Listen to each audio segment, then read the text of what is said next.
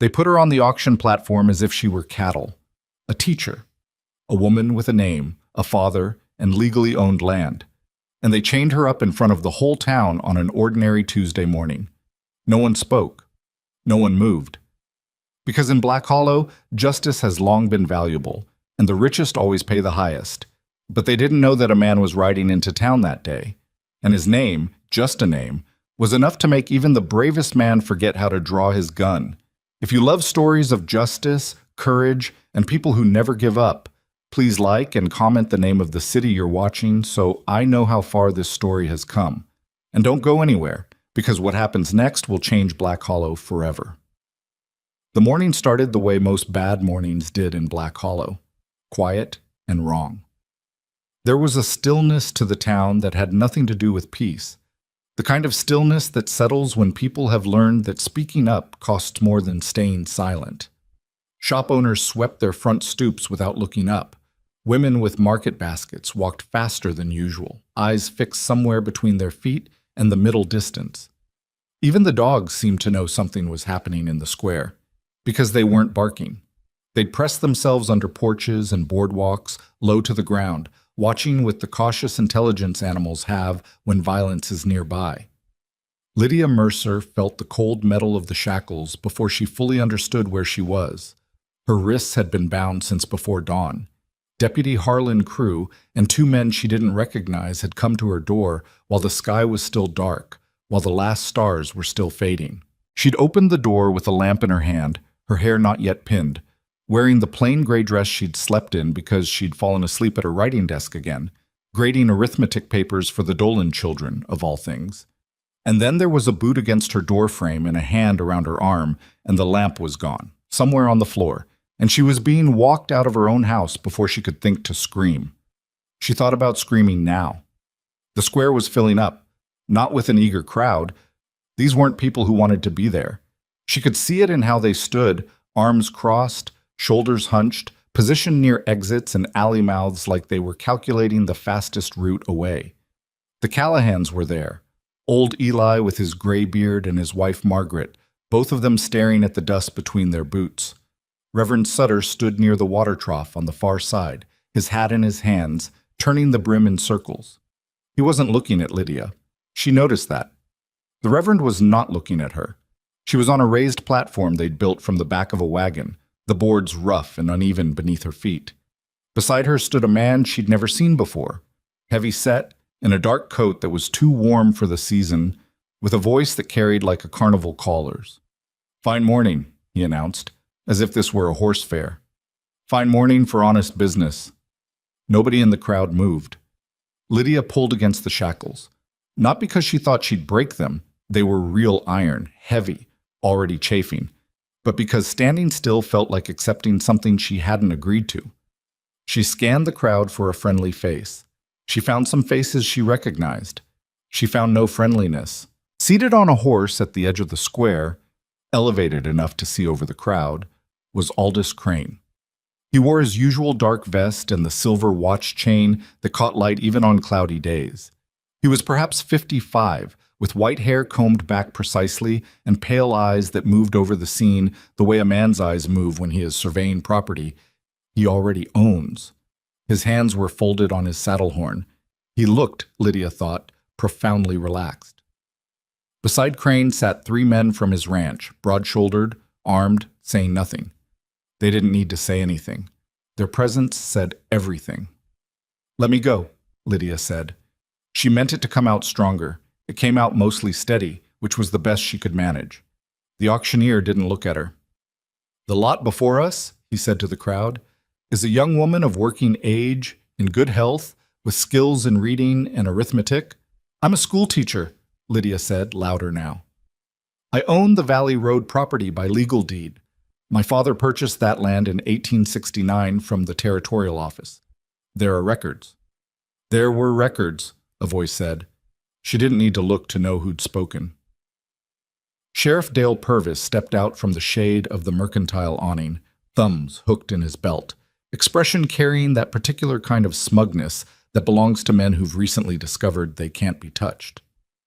He was a thin man, the sheriff, wiry where Crane's men were thick, But he had a calculating face that Lydia had always distrusted, even in the years when he'd seemed like a decent enough official. Deed was contested, Purvis said. Turns out the original survey markers were placed incorrectly. Whole property reverts to territorial management pending review. He shrugged, which was the gesture of a man performing indifference for an audience. Standard procedure. It isn't standard procedure to shackle the property owner, Lydia said. It is when the property owner's been tampering with county records. The accusation landed in the crowd like a stone in still water. She watched the ripples of it, people exchanging glances, looking away, some of them clearly uncomfortable, because they knew. Most of them knew Dale Purvis well enough to understand that tampering with records wasn't something Lydia Mercer had done. It was something that had been done to her, probably in the same office where she'd filed her deed 3 years ago, probably by men who worked for Aldous Crane. But knowing and saying were two different things in Black Hollow. "Shall we begin?" the auctioneer said. Lydia looked at the crowd. She looked at Eli Callahan, who'd known her father, who'd eaten supper at their table more times than she could count. She looked at the Dolan boys standing near the back, 15 and 13, both of them avoiding her gaze. She looked at Margaret Callahan, who was crying silently and making no move because of it. "Someone," Lydia said. Just that word. Just once. Not a scream. Something quieter, and, she thought, more terrible. A single word that put the question plainly in front of every person in that square. Nobody moved. The auctioneer cleared his throat. "We'll start the bidding at—" Then the hoofbeats came. She heard them before the crowd reacted. A single horse, moving at a pace that wasn't rushing but wasn't slow either. Something measured and deliberate in the sound of it, like whoever was riding wasn't trying to make an entrance and was making one anyway, simply because of how they moved through the world. The crowd parted. Not all at once, in sections, like water moving around something that doesn't bend. Lydia saw him first through a gap between the Callahans and the Dolan boys. A dark horse, well-kept and road-worn at the same time. A man in a coat the color of old timber, with a hat that had seen weather and a rifle across his saddle that he wasn't reaching for. He rode straight into the open space before the auction platform and stopped. He looked at the auctioneer. He looked at Sheriff Purvis. He looked at Aldous Crane, and that look lasted a few seconds longer than the others. Then he looked at Lydia. She didn't know what she expected. She'd heard the name Ronan Voss approximately 14 times in the years she'd lived in Black Hollow, and it had never been attached to anything gentle. He'd been the name people used to explain why a particular conflict had ended. Ronan Voss rode through, and after that the Kellerman boys stopped coming to town. He'd been the reason given for why certain men left the territory and didn't come back. He was, in the telling of him, something between a force of nature and a loaded gun, something dangerous and impersonal. He looked like a man who was tired and hadn't slept well. That was the first thing she noticed, which surprised her. The shadows under his eyes. The set of his jaw that wasn't hard so much as it was held, like he was keeping something in place by concentration. He was younger than she'd imagined from the stories. Maybe 35, maybe a few years more. There were lines around his eyes that came from squinting at the sun, not from smiling. He looked back at the auctioneer. "Stop," he said. One word, just like hers had been. But the effect was nothing like hers. The auctioneer stopped. He actually stopped mid-breath, as if the word had found the hinge of him and pressed it. Sheriff Purvis went very still. The 3 men from Crane's ranch didn't move toward their weapons, which told Lydia more than anything else could have. They knew better. They'd assessed this situation in the half-second after Ronan Voss appeared, and they'd decided unanimously and without conference that drawing on this man was not something they were going to do today. Aldous Crane's horse shifted. Crane himself did not. "This is county business," Purvis said. His voice was steady. It was a practice steady. The voice of a man reminding himself to sound unafraid. "Write it down as county business then," Ronan said. "Write down that on the morning of the 14th, in front of 40 witnesses, you auctioned off a schoolteacher whose land you stole." He said it the way someone reads from a ledger. "Write down the names of every man in this square who watched it happen." He looked out at the crowd slowly, and the crowd seemed to contract under that look, shoulders pulling inward, as if being seen was its own kind of pressure. In about 6 months, there's going to be a federal investigator coming through this territory. He'll want to talk to everybody on that list. The silence that followed was a different quality from the silence before. The first silence had been heavy with the weight of what was being allowed to happen. This one was charged with something else. Not hope exactly, but the possibility of recalculation. Crane spoke for the first time. His voice was smooth in the way of men who've spent decades getting exactly what they want through conversation. Mr. Voss, this is private enterprise. The woman refused to surrender a land claim that was invalidated by a proper legal review. How much? Ronan said. Crane paused. I beg your pardon? The bidding was starting. How much were you planning to open at? He reached into his coat and produced a leather wallet, unhurried, the way a man pulls out payment at a general store. I'll buy her. The words fell over the square like something physical. Lydia felt her stomach drop through the boards of the platform. Crane's pale eyes moved between Ronan and the auctioneer and back again. For the first time since she'd been dragged out of her house that morning, Lydia saw something shift in that impassive face. Not fear, not exactly. Something like the look of a man who has been playing cards and realizes, mid-hand, that his read of the table was wrong. 200, Crane said finally, with the tone of a man who is testing whether this is real. Ronan counted out bills. Lydia couldn't see the denominations from where she stood, but she counted the gesture, deliberate, unhurried, not performing wealth so much as demonstrating that the number Crane had said was not a number that required thought. 200, he said, and looked at Purvis. Legal transaction. You're the witness. Purvis looked at Crane. Crane's jaw worked once. Then, almost imperceptibly, Crane gave a nod that Lydia wasn't supposed to see. Small, the kind of nod that contains a message meant only for the man receiving it. Let it go. For now. Purvis exhaled slowly. Legal transaction, he repeated like a man reading his own sentence. Witnessed. Ronan put his wallet away. He looked at the man holding the key to Lydia's shackles, one of the unrecognized deputies standing dumbly to her left, and the look was enough. The deputy stepped forward with the key and removed the iron from her wrists without making eye contact with her. Lydia stepped off the platform on her own. She didn't take Ronan's offered hand, which he hadn't offered, because he wasn't watching her step down. He was watching the 3 men from Crane's ranch with the calm, distant attention of someone who has learned to monitor exits and armed men without making it obvious. She walked to where his horse stood. Her wrists hurt. The skin was raw where the shackles had been, and she was aware that she was shaking, not with cold, though the morning was cool, but with the accumulated pressure of the last 3 hours finally finding somewhere to go. She pressed her hands against her thighs and breathed and told herself she would feel it later, in private, and not here in front of these people. My name is... she started. I know who you are, Ronan said. He swung down from the horse in a single motion and stood beside her. Up close, he was taller than she'd gauged from across the square. He smelled of road dust and horse and wood smoke, none of which was unpleasant. Walk toward the stable on Fenwick Street. Don't look back at Crane. I'll do what I please, Lydia said, which came out before she could decide if she meant to say it. Something moved in his expression, not quite a smile, more like the memory of the concept of one. Fenwick Street, he said. There's a gray door on the east side. I'll meet you there.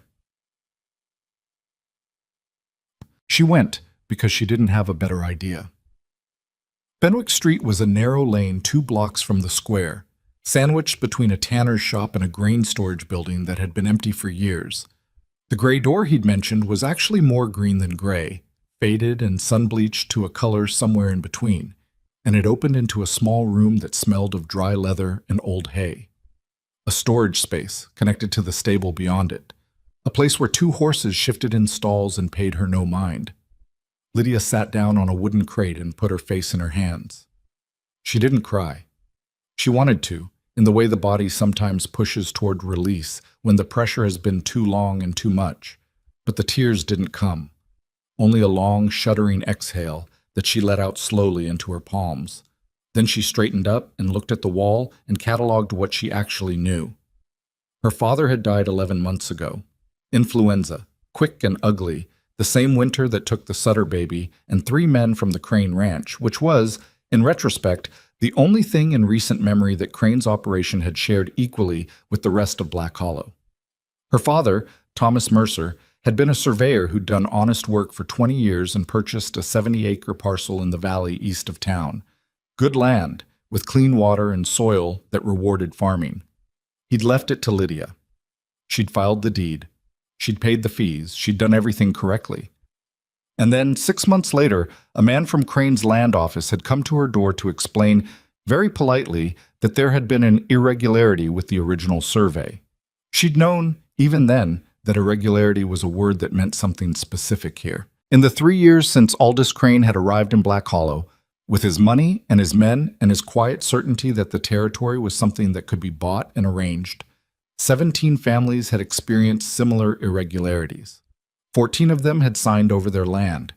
2 had left the territory rather than fight.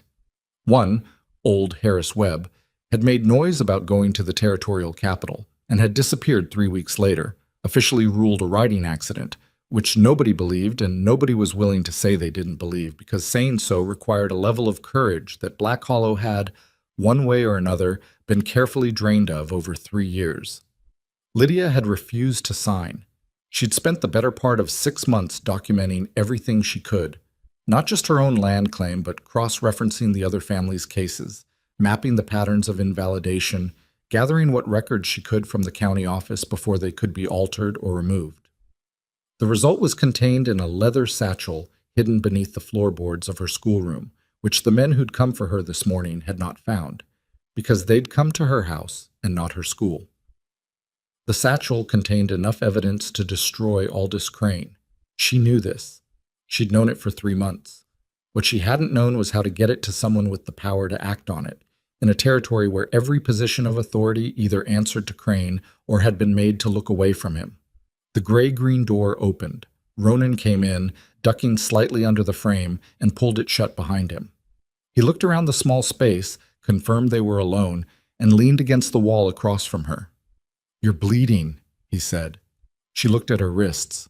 The raw skin had broken on the left side, a thin stripe of red across the knot of bone. "It's fine," she said.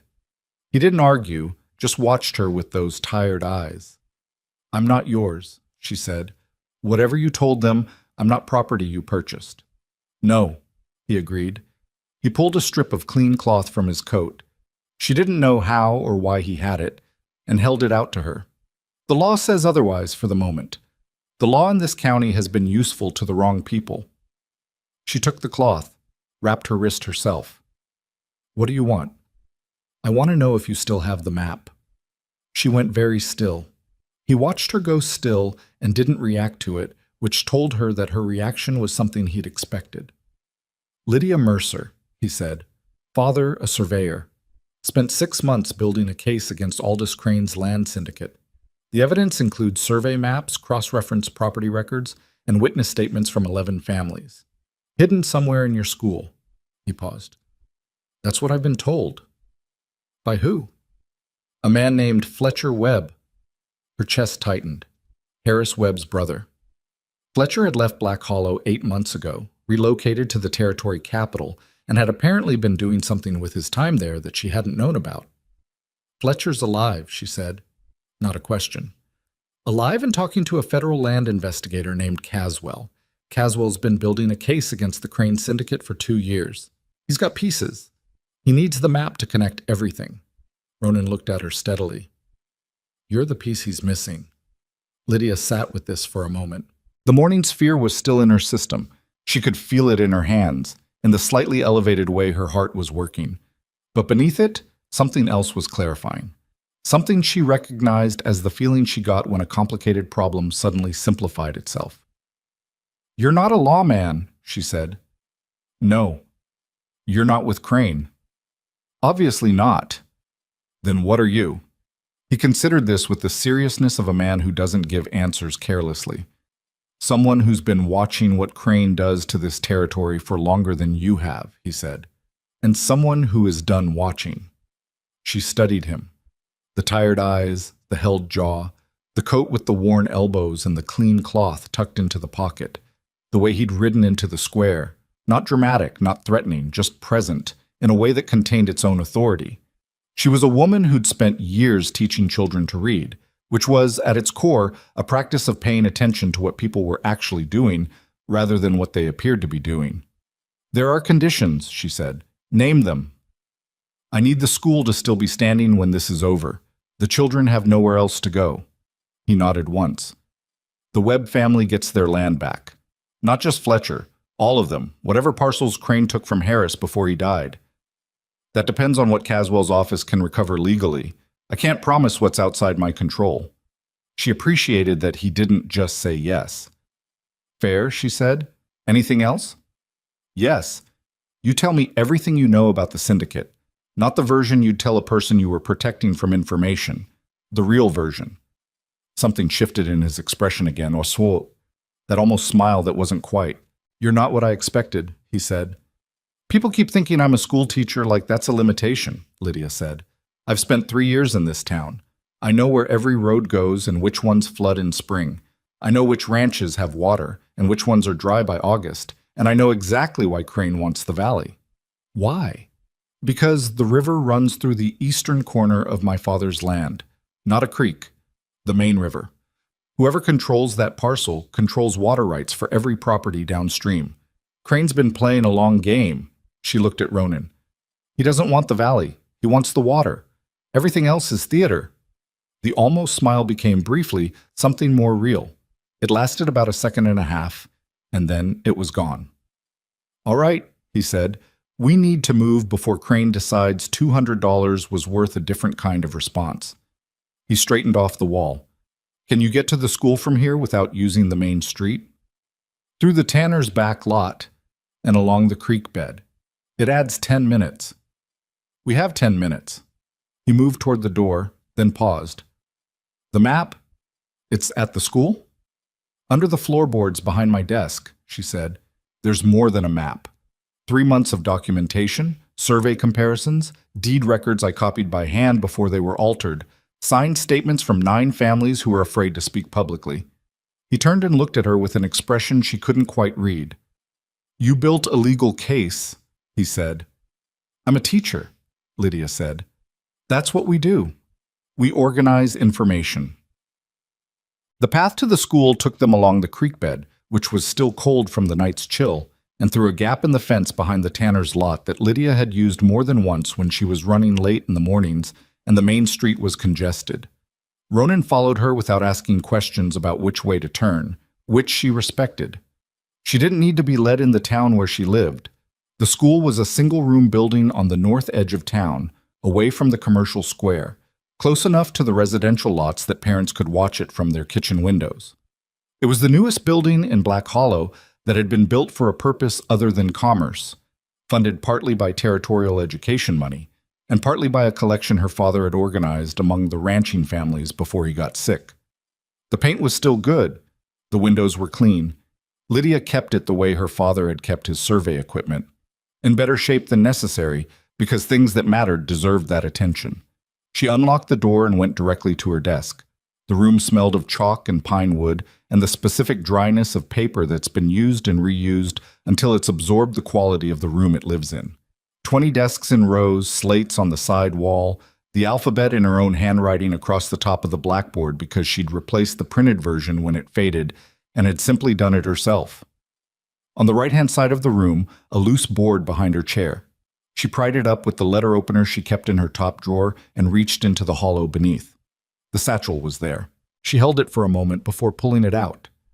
Just a moment, just long enough to register that the thing she'd spent months building was still intact, that the morning's violence hadn't reached here, that this one small corner of her work was still standing.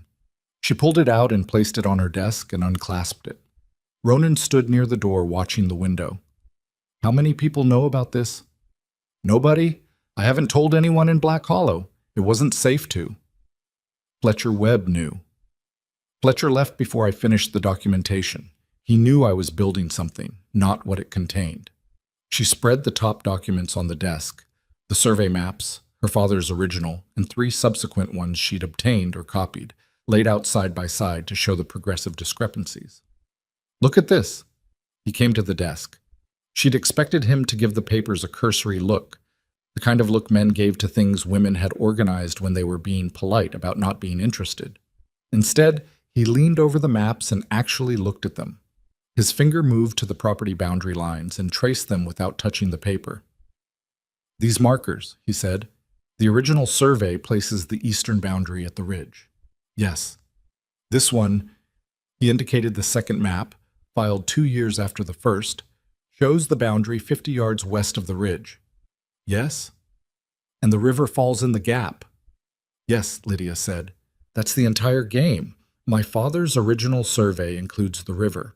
Every subsequent survey, all of which were filed by Crane's land office or individuals associated with Crane's operation, shows the boundary west of it." She pulled a separate sheet. "These are the 11 other properties with the same pattern. Different parcels, different owners, different dates, same technique. The surveys are altered to exclude water access. Then the land is invalidated on the basis of the altered survey, and the corrected parcel reverts to Crane's associates through the territorial management process." Ronan straightened and looked at her with an expression that was, she thought, something close to the one she saw on her smarter students when they'd worked through a problem and arrived at its center. Not surprise. He'd clearly known the broad shape of what Crane was doing, but the specificity of what she'd assembled was doing something to his estimation of the situation. "With this," he said, "Caswell can challenge every one of those land grants. With this, Caswell can dismantle the entire system Crane built in this territory over 4 years," Lydia corrected. "This isn't just 11 families. This is the legal framework Crane used to build his water monopoly. Challenge one piece, and the rest follows." Ronan was quiet for a moment. Thinking, she realized, not performing thought, but actually doing it, which was rarer than it should have been in her experience of men. "Crane's going to know we have this by this afternoon," he said. "Whatever his long game was, whatever he was planning next, getting this satchel back becomes his priority." "I know. We can't stay in Black Hollow." "I know that too." He looked at her. "There's a pass through the mountains to the north. Takes 3 days in good conditions. Caswell is stationed at a territorial office in Harlow on the other side. If we can get there—" "The Kerrigan Pass," Lydia said. "I've mapped it. My father surveyed it in 1871. I know every turn." She met his eyes. "I told you. I know which roads go where." A pause. "The North Pass is going to be harder than Crane sending a couple of deputies," Ronan said. He wasn't trying to discourage her, she thought. He was providing information. He's going to send real men, the kind who are good at what they do and don't stop. "Then we'd better be better at it," Lydia said. She clasped the satchel shut and held it. "I'm not leaving this behind. I'm not signing anything over. And I am not getting back on that platform. Nobody's asking you to." "Good." She looked at him. He was watching her with that steady, evaluating attention that she was starting to recognize as simply how he looked at things. Not coldly, but carefully. The way you looked at terrain you were about to cross. "One more question," she said. "Ask."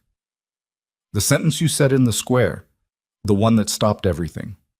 "What did you say?" He considered whether to answer. Then, "I said there was a federal marshal 2 days' ride from here who had Crane's operation under active investigation, and that anything that happened to Lydia Mercer in that square this morning would be included in the report by name. Is it true?" "The marshal is real," he said. 2 days might have been an optimistic estimate of his proximity." Lydia looked at him for a long moment. "So you lied." "I simplified the timeline. In front of 40 witnesses and Aldous Crane. Crane already knew about the investigation," Ronan said. "I just made him think it was closer than he thought it was. Which it is now. If we make it to Harlow." She thought about this. She thought about a man who'd ridden into a square full of armed men with nothing but a name and a statement he'd calibrated carefully for the audience, who'd turned $200 and a sentence into leverage where there hadn't been any, who was now standing in her schoolroom looking at maps with the same attention he'd given to armed deputies. "You don't do this with guns," she said. "Not usually." "Guns are useful for moments," he said.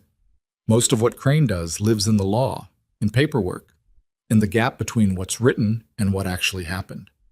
He looked at the satchel in her hands. You fight it in the same place it lives.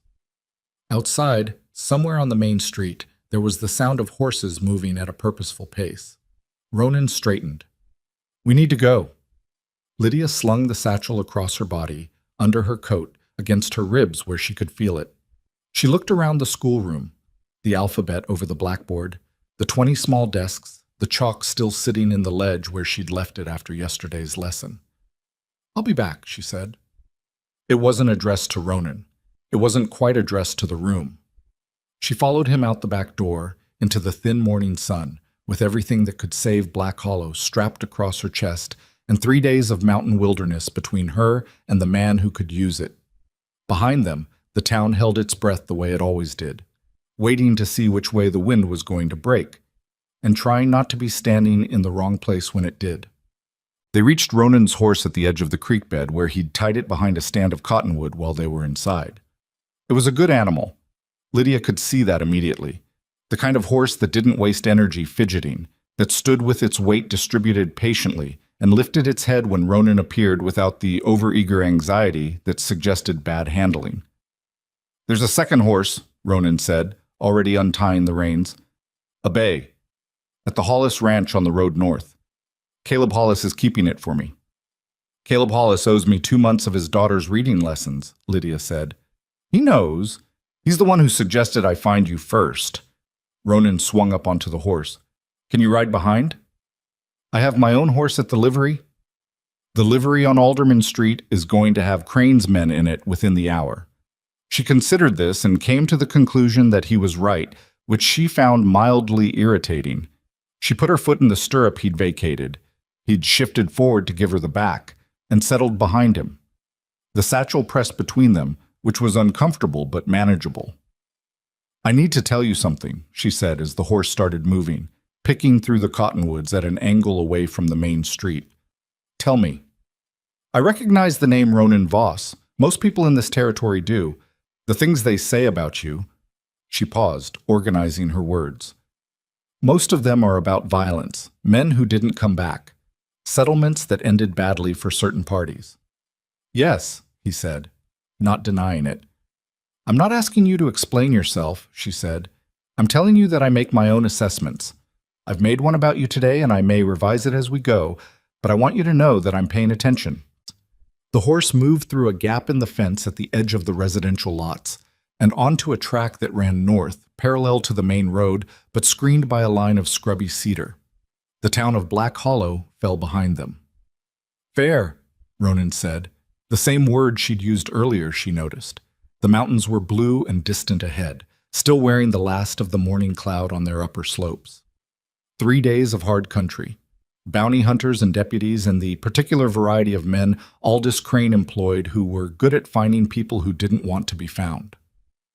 Lydia adjusted the satchel against her ribs and looked forward. She'd come to this territory at 21 to teach school, following her father's relocation, and in the years since she'd buried him and built a case against the most powerful man in the valley and gotten shackled and auctioned and bought and freed before 9 o'clock in the morning, and was now riding north behind a man with a complicated reputation into mountains that would take 3 days to cross. She thought, Thomas Mercer would have found this completely insane. She thought, he also would have understood exactly why I'm doing it. The cedar trees closed around the track. The sound of Black Hollow faded. Somewhere behind them, she knew, Aldous Crane was making calculations, adjusting his estimate of the morning, issuing instructions, sending men who knew how to move through difficult country without being heard. Ahead, the mountains waited. Lydia Mercer held the evidence against her chest and did not look back. The Hollis Ranch sat 2 miles north of Black Hollow, on a low-rise that had probably looked promising when Caleb Hollis first staked it, before the dry summers and the rocky soil and the slow financial pressure of being a small operation adjacent to Crane's expanding reach had worn the optimism out of it. The fence posts leaned, the barn needed paint, but the horses in the corral were in good condition, which told Lydia something about Caleb's priorities. He was waiting for them by the gate when they rode up, which meant he'd been watching the road. A stocky man in his 50s with a gray beard and the permanent squint of someone who'd spent decades checking the sky for weather. He looked at Lydia with an expression caught between relief an apology. "Miss Mercer," he said, "I heard what happened in the square this morning." Word travels fast. Danny Poole's boy was watching from the mercantile roof, had it all over the North Road inside an hour. He pulled at his beard. "I'm sorry I wasn't there." "Were you afraid?" she asked. She didn't ask it meanly. It was a genuine question. Caleb looked at his boots. "Yes." "Then you were the same as everyone else," she said. "I'm not going to hold that against the whole town." He nodded, grateful for the exit she'd given him, and led them around to the back corral where a bay horse stood already saddled. Not fancy tack, but solid and tight, nothing that would come loose on mountain terrain.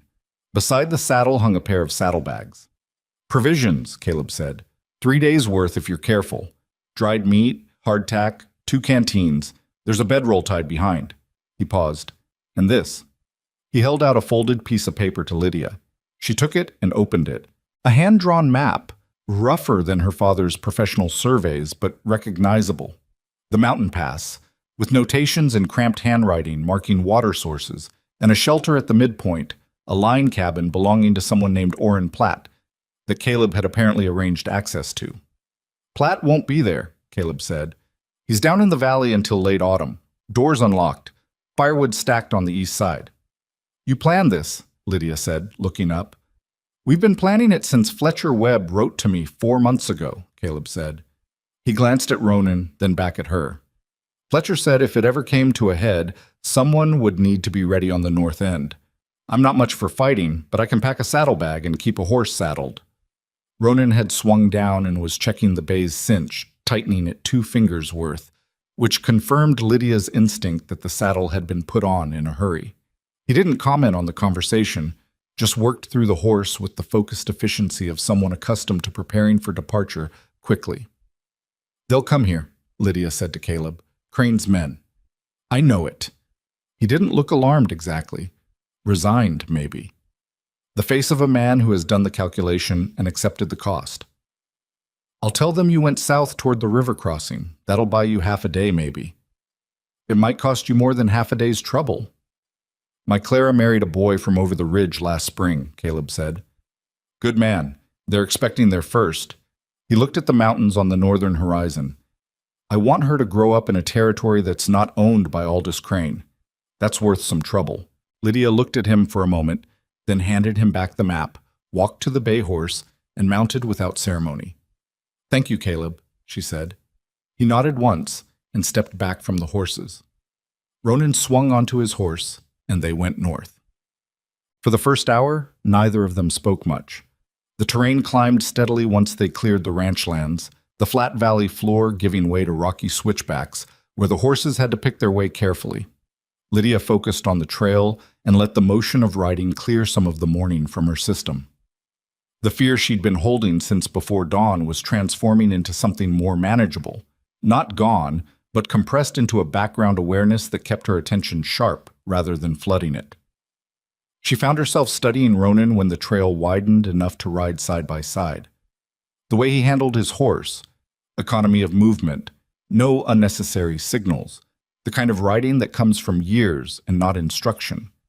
The way his eyes moved when the trail curved, checking above them, checking their back trail, noting the rock formations that could provide cover or hide an ambush, doing all of it without the performance of vigilance that lesser men put on when they wanted to appear competent. He caught her looking. "Ask," he said. "I wasn't going to ask anything. You've been deciding what to ask for the last mile." She considered denying it and decided that was beneath her. "Fletcher Webb," she said. "How long have you known him?" 2 years. We met in the territorial capital. I was there on different business." He left that vague, which she noted. "He told me what happened to his brother. I told him I'd been watching Crane's operation for a while. We agreed the situation warranted doing something about." "Different business," she repeated. "Are you going to tell me what that was?" "Not yet." "Because you don't trust me." "Because it's not relevant to the next 3 days," he said. "And right now the next 3 days are what matter." It was, she had to admit, a reasonable answer. She didn't like it, but she filed it for later. "What do you know about the syndicate's operation outside Black Hollow?" He was quiet for a moment, weighing how much to give her. She could see him doing it. not being secretive so much as organizing information he'd spent time accumulating. "Crane's not the top," he said finally. "He's significant, but there are investors behind him. Men in the territorial capital, and probably further east, railroad money, land speculation money. Crane is the operation on the ground. He acquires land, secures water rights, and the value of what he's building is the infrastructure. Not the ranches, the water." "I know about the water," Lydia said. "What I don't know is who the investors are." "Caswell knows some of it. He's been building that piece for 2 years. A pause. "What you have in that satchel is the local evidence. What Caswell has is the financial chain above it. Together they make a case that can go beyond Black Hollow, beyond this territory, if it needs to." Lydia absorbed this. The scope of it was larger than she'd been thinking, which simultaneously made the satchel against her ribs feel more important and the mountains around them feel more isolated. "The men Crane will send," she said. "What kind of men are they?" He considered the question honestly, which she appreciated. "Harlan Crew knows this territory. He grew up in the foothills east of here, knows the trails, knows the shortcuts." His jaw set slightly. "And Crane has money to hire people from outside the territory, men who don't have local complications. Meaning they won't hesitate. Meaning they won't care about anything except the job," he said, "which makes them predictable in one way and dangerous in another." The trail narrowed again, and they went single file, Lydia in front, because she'd looked at Caleb's map and retained what she needed from it with the same automatic precision she used to remember a page of survey data. The cedar trees thickened around them, and with the tree cover came the smell of pine resin and cold stone, and underneath it, the first faint edge of the altitude that said the mountains were taking them seriously now. She thought about what Ronan had said, predictable in one way and dangerous in another. She'd been thinking about the pursuit in terms of something to outrun. She was starting to think about it differently. "What would you do," she said when the trail widened again, "if you couldn't outrun them?" "I'm not planning to outrun them." She looked at him. "Explain that." "Outrunning people through rough country is a losing strategy when the people chasing you know the country as well as you do," he said. "You don't beat a pursuit by going faster. You beat it by making the pursuit not work, by taking away the things that make it possible." "You mean traps." "I mean using what's here." He gestured at the terrain around them, the rocks, the steep angles, the narrow trail that forced anyone following into single file and predictable positions. "The mountain does most of the work if you let it." Lydia thought about this for a while. She thought about her father's surveys, the years of looking at terrain as data, as information about elevation and drainage and load-bearing, and the ways water and weather carved paths through apparently solid rock. She thought about the Kerrigan Pass, which she'd studied not just from Caleb's rough map, but from her father's 1871 survey, which was in her memory with the detail of something she'd read 20 times because it was her father's work and she'd kept it close. "There's a place," she said slowly, "about halfway through the pass. A narrow section where the canyon walls come in tight on both sides. My father's survey noted it. There's an overhang on the north wall, unstable shale formation. He marked it as a hazard for loaded supply wagons." Ronan was quiet, listening with his full attention. "If someone were below that overhang when it came down," she said, "they'd have exactly one direction to go." "Which direction?" "Back," Lydia said. He looked at her with that evaluating attention. Then he said, "Your father taught you to read terrain." "My father taught me that the land always has opinions," she said. "You just have to read them." They reached the line cabin at Orrin Platt's midpoint shelter as the sun was low and the shadows long across the mountain slopes. It was a small structure, tight-built and honest. Logs fitted well, roof that didn't sag, a stone fireplace in the far wall that drew cleanly when Ronan tested it. The firewood was there as Caleb had promised. 2 bunks along the south wall, a table, a single window facing east. Lydia spread her documents on the table while Ronan saw to the horses in the lean-to outside. Not because she needed to review them. She knew the contents by now the way she knew multiplication tables, but because having them visible, organized, real, helped her think. She was on her third pass through the survey comparisons when Ronan came in, pulling the cabin door shut against a wind that had picked up with the evening. He looked at the papers on the table and then started building a fire without being asked, which she appreciated. "Food," he said, without looking up from the fireplace. "In a while." "Now," he said. "You haven't eaten since before this morning." She opened her mouth to say she wasn't hungry, which was technically true, and then her body made a liar of her with a hollow ache that she'd been ignoring for hours. She started on the hardtack from the saddlebags while the fire took hold. They ate in silence for a while, which was not uncomfortable. Lydia was discovering that silence with Ronan was a different quality from silence with most people. Not a gap waiting to be filled, but something that had its own function, like the space in a well-built fence that made the whole structure work. "Tell me something true," she said eventually. He looked at her over the fire. "That's broad." "Pick something." He thought about it. "I grew up in a town smaller than Black Hollow," he said. "My father worked cattle for a rancher who kept changing the terms of his agreement every time it got close to payout. Did it to 3 families on the property, over about 8 years. By the time anyone understood what the pattern was, everyone was in debt to the man and couldn't afford to leave." Lydia watched him. He said it flatly, without dramatics, the way people report things they've processed past the worst of the feeling. "What happened?" she asked. "The rancher sold to a bigger operation. Moved away. Everyone my father worked with spent years trying to recover what they'd lost." He looked at the fire. "Nothing criminal you could point to, nothing that would hold up in any court. Just a man who understood that if you write the contract and the other man can't read it well enough to catch what you've hidden in it, that's not fraud, that's business." "That's what Crane does," Lydia said. "Yes. Only with a territory's worth of resources and men to enforce it instead of a single ranch." He met her eyes. "That's why I've been watching him. Not because I was hired to, not because of any official, because I've seen exactly how this story ends if nobody does anything in the middle of it." It was the most she'd heard from him at once. She recognized it for what it was, not a performance of vulnerability, but an actual exchange. The kind of thing you told someone when you decided to trust them.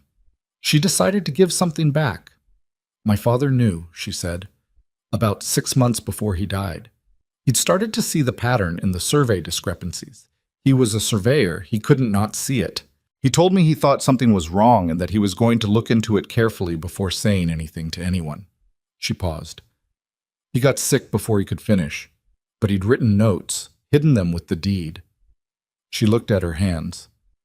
"Finding those notes is what started me on the case. I was going through his things, and there they were. 8 pages of observations, very careful, very precise, the way he did everything. He'd seen it. He just ran out of time." "He'd have liked to know you finished it," Ronan said. "He'd have told me I was being reckless," Lydia said. "He was careful. I am less careful." A pause. "He also would have been proud. He believed that people who could see wrong things had an obligation to say so." The fire settled, a log shifting with a small collapse of orange coals. Outside, the wind moved through the mountain passes with a sound like distant breathing, and somewhere in the dark below them, she knew men were making their own plans and moving through their own darkness toward the same mountains. "We should sleep," Ronan said. "Early start. Which of us takes first watch?" He looked at her. "Both bunks," he said. "I'll hear anything on the trail before it gets close enough to matter." She almost argued the point, then recognized that arguing it was a way of proving something she didn't actually need to prove, and that sleep was more useful to her tomorrow than stubbornness was tonight. She took the far bunk and lay down without removing her boots, the satchel tucked under the thin mattress where she could feel it through the bedding. She was asleep faster than she expected. She dreamed of the schoolroom in Black Hollow, empty, late afternoon, chalk dust in the air, and the 20 desks casting long shadows across the floor. Her father standing at the blackboard, writing something she couldn't read from where she stood. When she woke in the gray pre-dawn, the fire was banked low, and Ronan was sitting at the table with his back to the wall and his eyes on the door, awake and watchful, and so still that for a moment she thought she'd imagined him. He heard her move. "Nothing on the trail," he said. "But they're coming. I found tracks on the approach about a mile back when I checked at midnight. Horses, moving careful. They camped rather than pushed through dark." Lydia sat up, The satchel was still under the mattress. Her wrists still ached, less sharply than yesterday. How far behind? 4 hours, maybe less if they push at first light. He stood. We need to be at the canyon section before them. She was on her feet before he finished the sentence, pulling the satchel out, swinging it over her shoulder. She was cold and stiff, and her back ached from the thin mattress, and her hair had come half down from its pins during the night.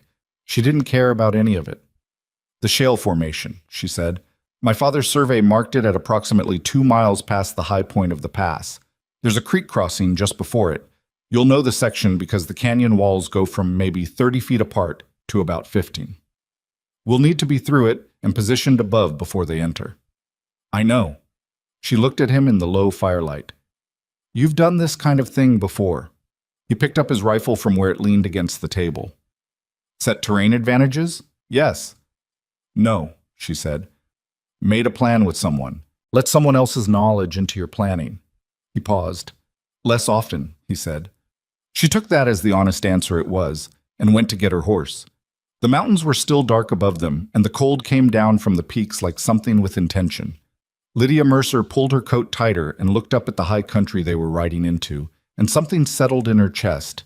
Not comfort exactly, not anything as simple as confidence. More like the feeling of committing to an answer you've worked out on paper, knowing the work was right even before you saw the result.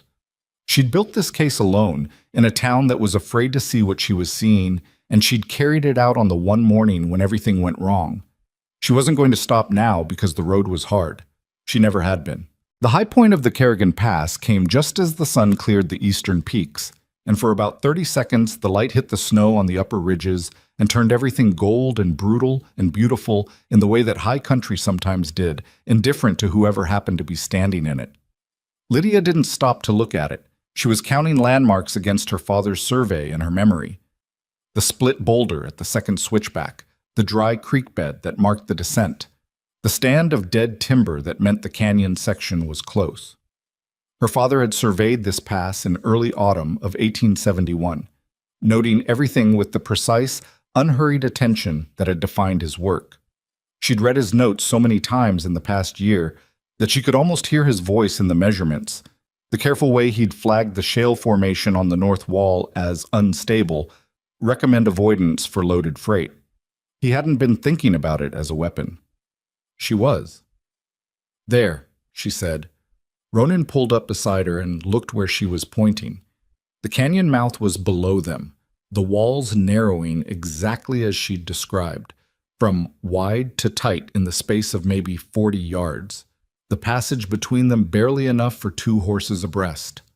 Above the right wall, the shale formation jutted outward at an angle that her father had sketched in the margin of his notes with 3 question marks beside it, meaning, this will not hold indefinitely.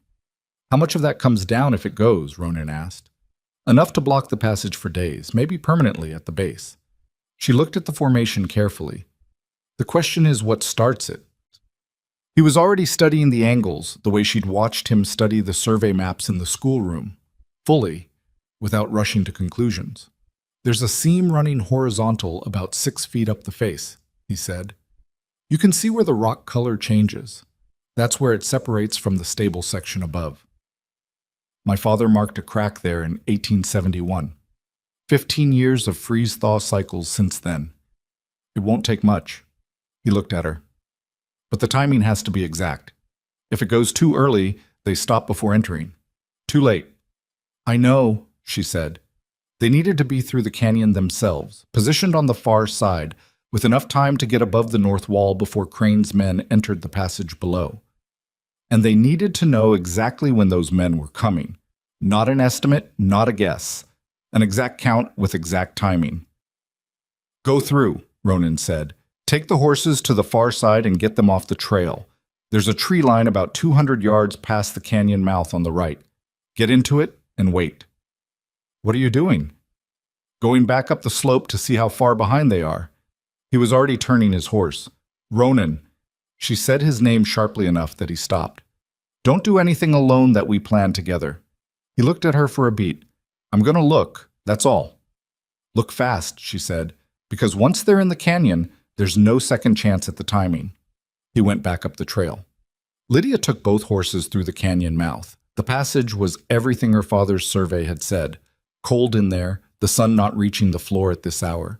The walls close enough that she could have touched both sides with outstretched arms. The horses didn't like it.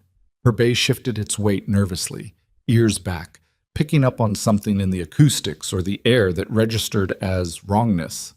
She kept her voice low and steady and got them through in 3 minutes, which felt longer. On the far side, she tied both horses deep in the tree line, checked that the satchel was secure across her body, and climbed back toward the canyon mouth to find a position above it. The north wall had a rough slope on its outer face, not easy going, but climbable if you used the rock outcroppings as steps, and didn't think too hard about what was below you. She was 12 feet up when Ronan reappeared at the canyon mouth from the other side, moving fast. 8 men, he said, keeping his voice down though there was no one yet to hear. Crews leading. 6 of Crane's hired hands and 1 I didn't recognize. Older man, gray coat, moves like a tracker. 8. She absorbed the number. How far? 20 minutes. 15 if they push. He looked up at her position on the wall, then at the shale formation above. Can you get to the seam from there? She looked up. The seam was another 8 feet above her and the rock face between her current position, and it was less cooperative. Smaller holds, looser material. Yes, she said, with more confidence than she entirely felt. You'll need something to work the crack, a pry point. He unclipped something from his belt, a short iron bar, the kind used for leverage when you needed to shift a stuck piece of tack or dig out a wedged stone. He held it up to her. She climbed down 2 feet and took it from his hand. What are you going to do on your end? When they're fully inside the passage, all 8 of them pass the canyon mouth. I'm going to be behind them. He said it simply, the way he said most things. She stared at him. You're going to let them get between us. I'm going to close the exit behind them while you close the entrance. That's, she started.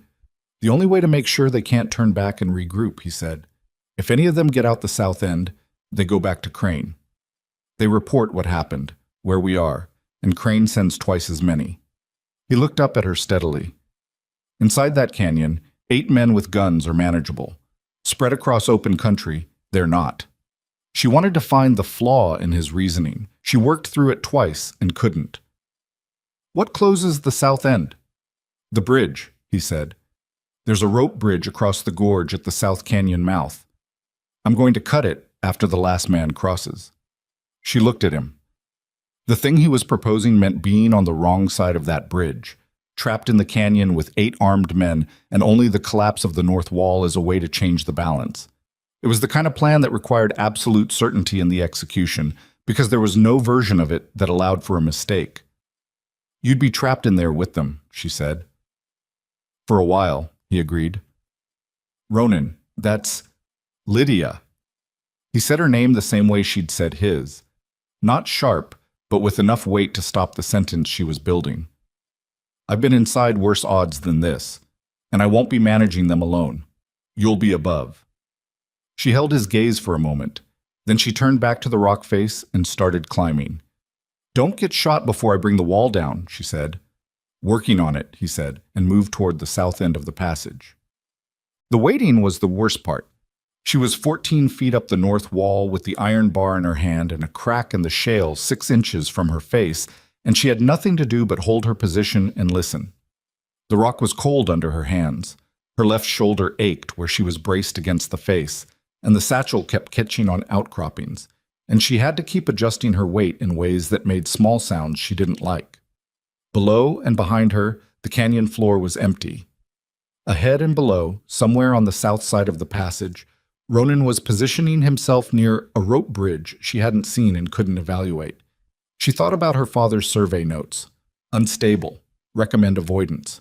The crack under her fingers was real. She could feel where the shale had separated. A cold gap maybe 2 inches wide at its widest point, running horizontal for what she estimated was 8 feet across the face. The iron bar fit into it with room to spare. She thought about the 20 desks in the Black Hollow schoolroom, the Dolan boys who hadn't looked at her in the square, Margaret Callahan crying silently while the auctioneer spoke. She thought about her father's 8 pages of careful notes, hidden with the deed, waiting for her to find them. She heard them before she saw them. Not loud. These weren't careless men. The sound was horses moving at a deliberate pace, the controlled sound of riders who were watching the terrain and keeping noise low. She pressed herself against the wall and turned her head to see the canyon mouth below and to her left. Harlan Crew came through first. She recognized him from the town, the deputy's rangy build, the pale hat he always wore. He came through the canyon mouth looking up at both walls, hand near his holster, scanning with the attention of a man who knows that narrow passages are dangerous. His eyes swept across the north wall, and she stopped breathing. He didn't look up far enough. Behind him came the others, one by one, filing through the tight passage in the single file that the canyon walls demanded. She counted them silently. 2, 3. The tracker in the gray coat, older, deliberate, looking at the ground more than the walls, reading the tracks she and Ronan had left. 4, 5, 6. She needed all 8 inside. All 8 past the canyon mouth, none of them near the exit on the south end yet. She needed the window between fully entered and beginning to exit, which in this passage was maybe 30 seconds. 7. The 7th man was barely through when she heard a sound from the south end of the canyon. Not a crash, more of a sharp snapping, the sound of rope under sudden tension giving way. Crew's head came up immediately. The tracker stopped. All 7 men in the passage went still in the way armed men went still when something changed and they didn't yet know what it meant. The 8th man was still outside the canyon mouth. She heard him stop his horse, heard him say something to the man ahead of him, a question, short, sharp. Heard the first confused exchanges starting in the passage below as Crew tried to understand what the sound from the south end had been. 8 had to be inside. That was the calculation. She made a decision. She didn't bring the wall down. Instead, she called out. Not loudly, just enough to carry in the canyon's acoustics, which amplified everything. Crew, she said. Every man in the passage looked up. The south exit is gone, she said. The bridge is cut. You have one direction. She let that settle for exactly 2 seconds. Tell your man outside to come in or ride back. It doesn't change anything. The 8th man, she heard, did not come in. His horse turned. He went back south, which was what she'd expected. The man on the outside always went for help. Always. It was the rational thing to do, and rational men were predictable men. Miss Mercer, Crew's voice came up to her, controlled, but tight. He was looking in the right direction now. Up at the north wall, not at her exact position, but close enough. Come down off that rock. No, she said. You come down, we talk. That's all. Nobody has to get hurt. You put shackles on me yesterday morning, she said. I don't have a lot of faith in your talking. Below her, she could see the men reorganizing. Crew waving 2 of them toward the south end to confirm the bridge was gone, 2 more looking for ways to climb the canyon walls, which were sheer on the south side and loose on the north. The tracker was looking at the wall directly. He was the one who worried her. Gray coat, methodical, not rattled the way the younger men were. Where's Voss? Crew asked. Around, she said, which was when Ronan's voice came from the south end of the passage, from inside, which meant he'd crossed the bridge before cutting it, which was not what she'd understood the plan to be. Crew, he said. His voice carried the same way hers did, flat and clear in the stone acoustics. You're between a collapsed bridge and an unstable wall with 8 men and 1 exit. 7, Crew said, and she could hear the calculation in it. He'd registered that the 8th man had left. 7 who are standing in a bad place, Ronan said. The tracker knows it. He's been looking at the north wall for 30 seconds. The tracker, she saw, had gone very still. What do you want? Crew said. Not to Lydia now, to Ronan. She noticed that faced with 2 people, he had directed the question to the man.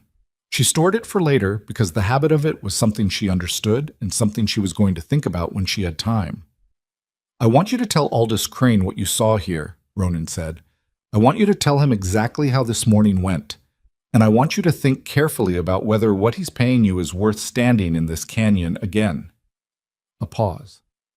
That's it? You're letting us go? I'm giving you a choice, Ronan said, which is more than you gave her yesterday. Lydia's hand was still on the iron bar.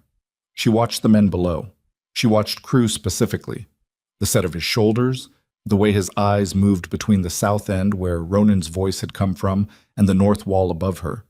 She watched him do the math. "The wall comes down if we move?" Crew asked. "The wall comes down if I decide it should," Lydia said. "Which I haven't decided yet." That was a lie, partially. She had decided. She would bring it down if they moved toward Ronan. She would bring it down if the tracker started climbing toward her. She would not bring it down if 7 men decided this particular morning was not worth dying for. She watched Crew decide. It took about 45 seconds, which was longer than she'd expected, and which told her he was genuinely weighing it rather than simply being afraid. He was a more serious man than she'd given him credit for, she thought. Not a good man. A man who'd taken Crane's money and done Crane's dirty work, but a serious one, which was different. "Pull back to the south entrance," he said to his men. Quiet, controlled. Not a retreat, a tactical decision. The distinction probably mattered to him. They pulled back, not quickly, not in a scramble, with the careful discipline of men who'd been in bad situations before and knew that running made you a target. They moved to the south end and stopped at the remains of the bridge, the severed ropes dangling into the gorge below. Ronan was there. He was standing on the south side, on a narrow ledge that ran along the gorge edge. He'd crossed the bridge on foot, she realized, cut it after him, and pressed himself against the South Canyon wall while the men came through. He was looking at Crew with the same steady, tireless attention he gave to everything. "The gorge has a crossing 2 miles east," Ronan said. "Rocky going, but you'll manage before dark." Crew looked at him for a long moment. "Crane's going to send more men." "I know it," Ronan said. "Better ones." "I know that too." Something passed between them. Not respect exactly, but the recognition of 2 men who understood the same language, who had assessed each other accurately and were telling the truth about what they found. Crew gave a short nod that wasn't agreement but was acknowledgement, and turned his horse toward the eastern gorge crossing. Lydia stayed on the wall until the last of them was out of sight. Then her arms started shaking. Not badly. A fine tremor in her forearms from holding the same braced position for the better part of an hour, from the cold and the tension and the accumulated weight of the last day and a half pressing through her muscles all at once. She got down carefully, testing each foothold, and sat on a flat rock at the base of the wall when she reached the bottom. Ronan appeared at the North Canyon mouth 30 seconds later. He'd found another way around. She'd ask him later.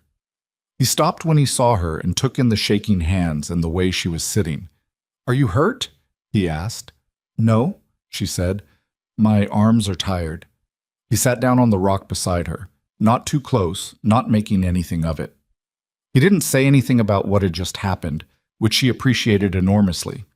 Didn't offer congratulations or reassurance or any of the things people said when they wanted to fill silence with something that sounded like caring.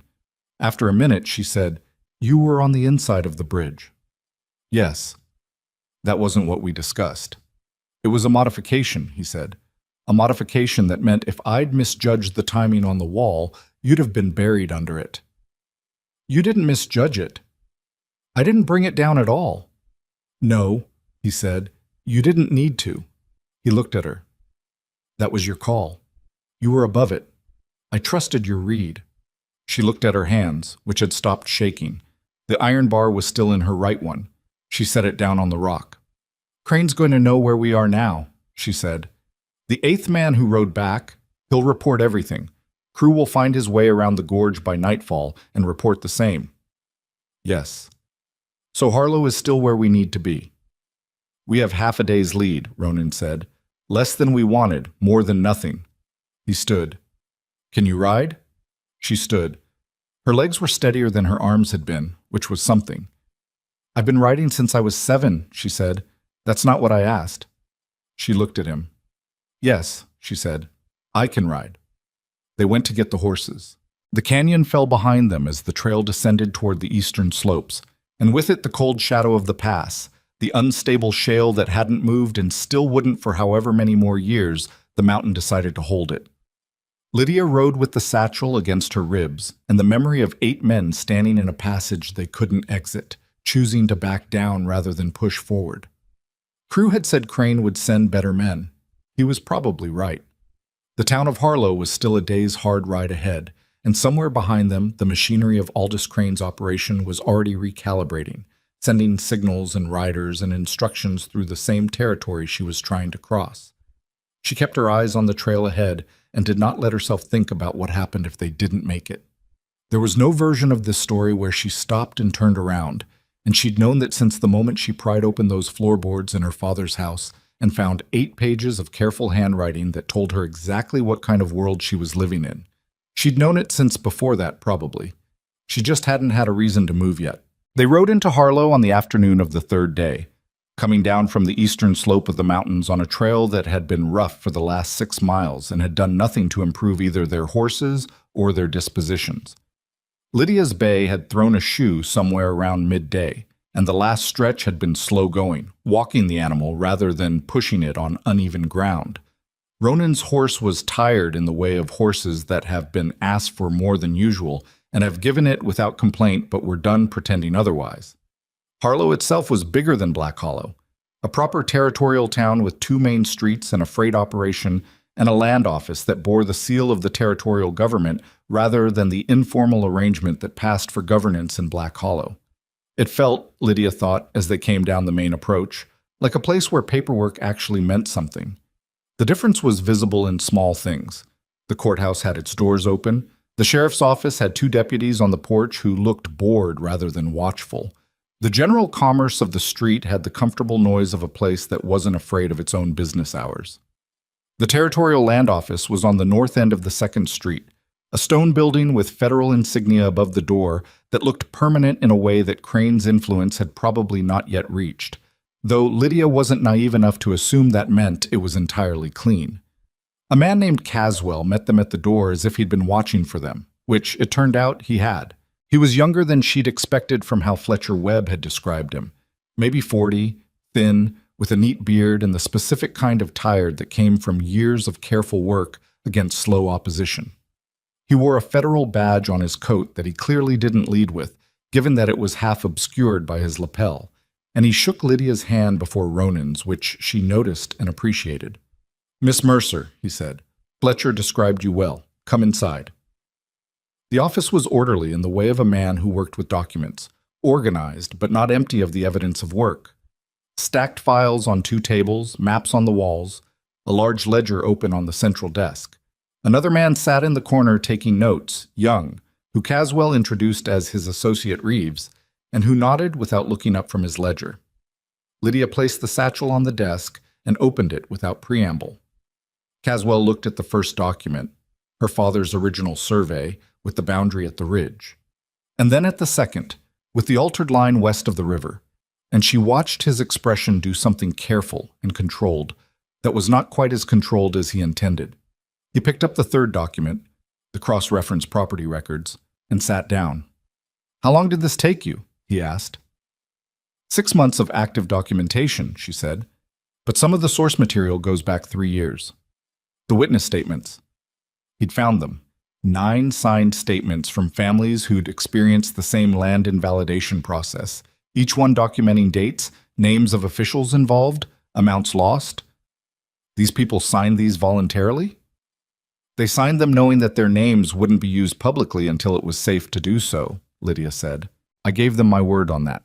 Whatever you do with the case, I need those names protected until the outcome is certain. Caswell looked up at her. That's a condition. It's a requirement, she said. These families have already lost land and livelihood. I'm not going to let this process cost them what safety they have left. He held her gaze for a moment, then nodded. Agreed. Reeves, note that the witness statements are confidential pending case resolution. Reeves noted it. Ronan had not sat down.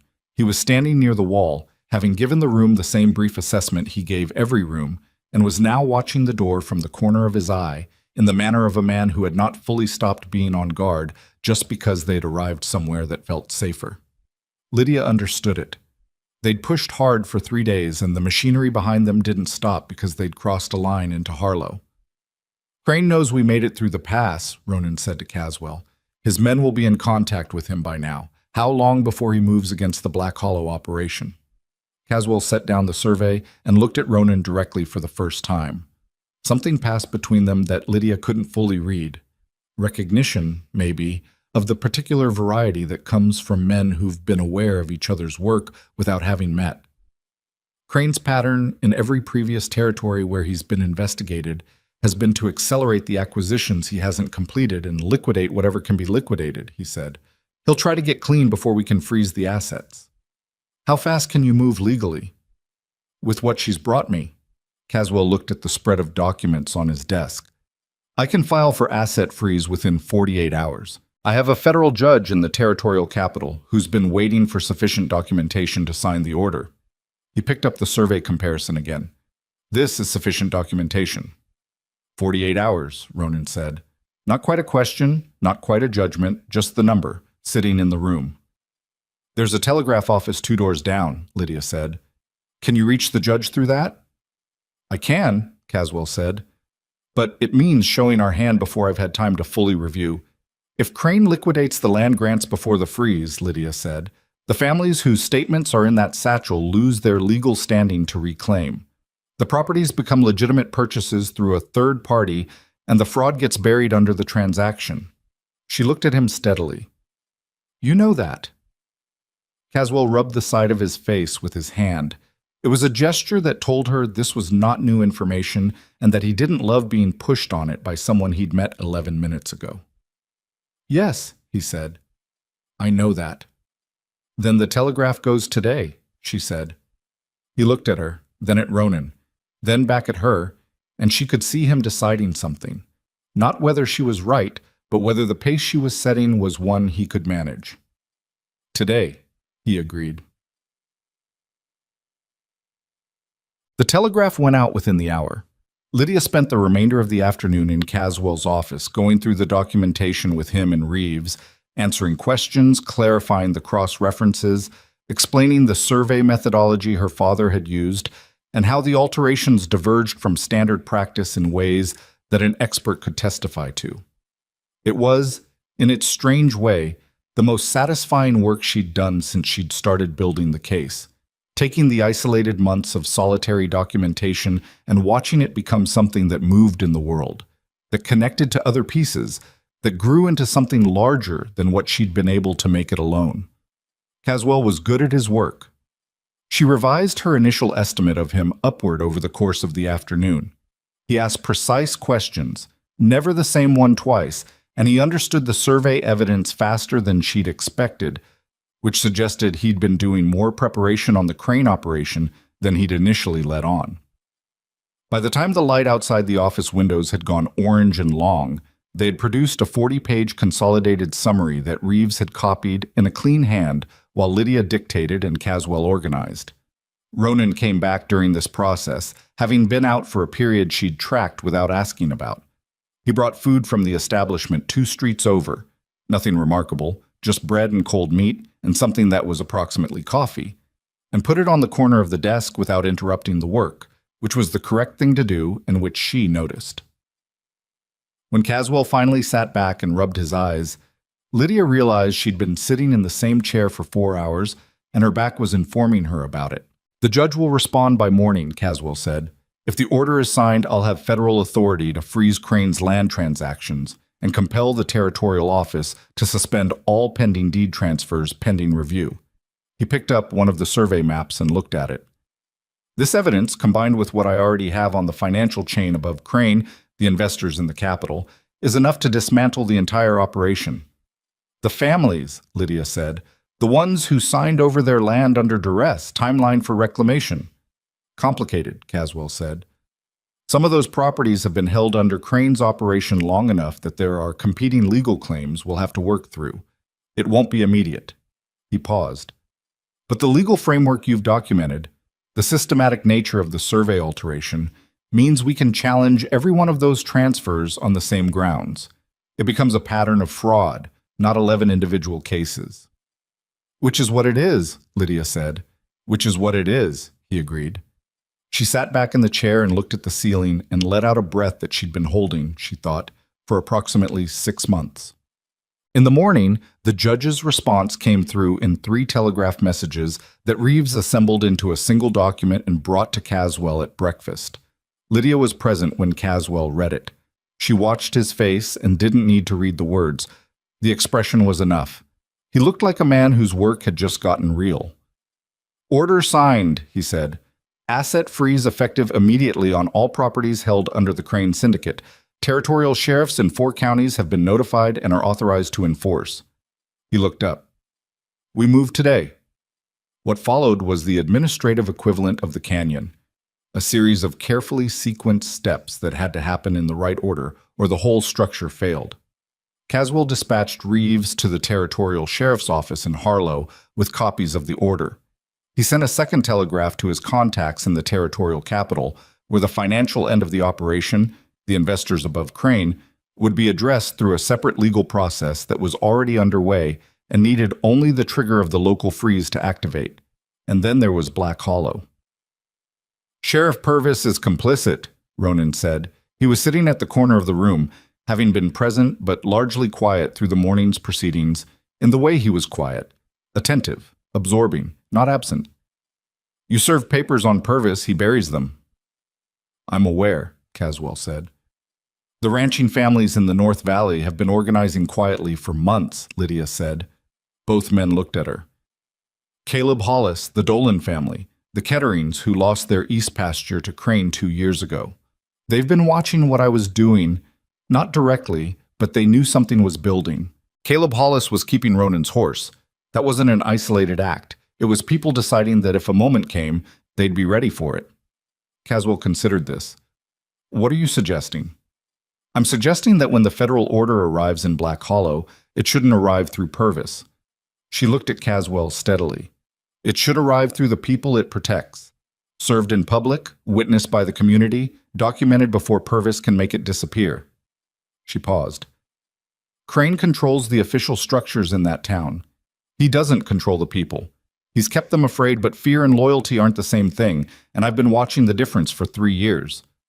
Caswell looked at Ronan. "She's right," Ronan said simply. Caswell didn't love it. She could see him working through the procedural complications, the ways it could be challenged legally if the service wasn't handled correctly. But he was a man who understood that law operated inside the real world, not above it, and that sometimes the real world required adaptation. "I'll need a sworn officer to serve the papers," he said. "Even with community witnesses, the service has to be legally valid." "You're a federal officer," Lydia said. "Come with us."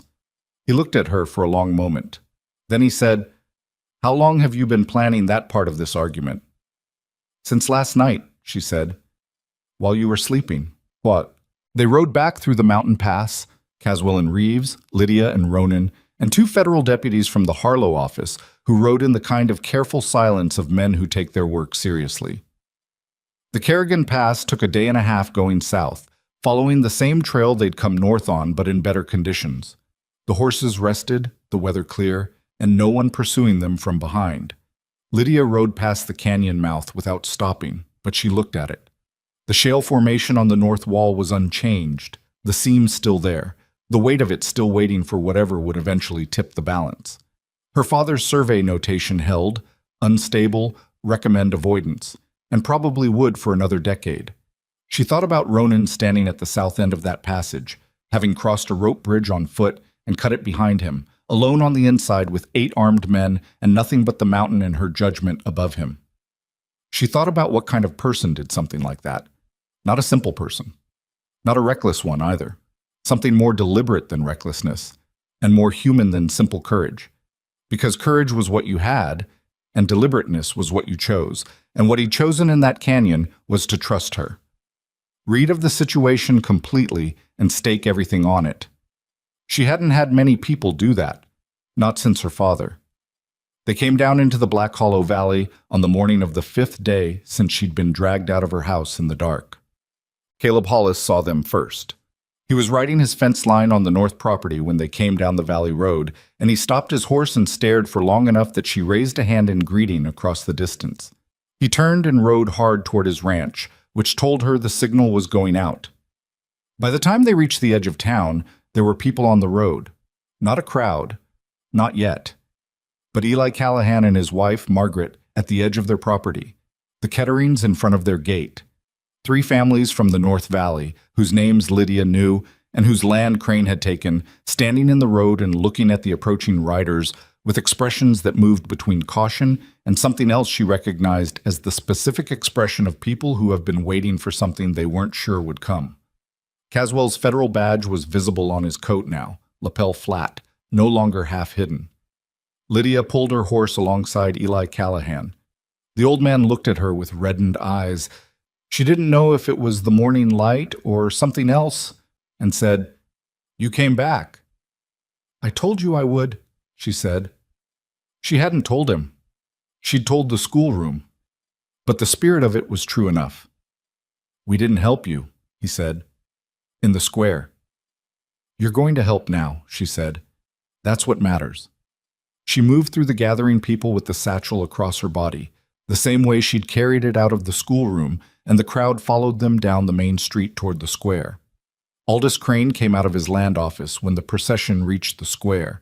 He was, as always, precisely dressed, his white hair combed back, his pale eyes doing their cold accounting of the situation in front of him. He had 2 men with him, only 2, which told Lydia that the asset freeze had moved faster than he'd expected. The larger apparatus of his operation had been disrupted before he could direct it.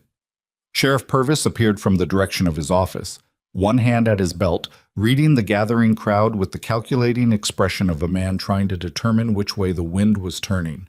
Caswell dismounted in the center of the square.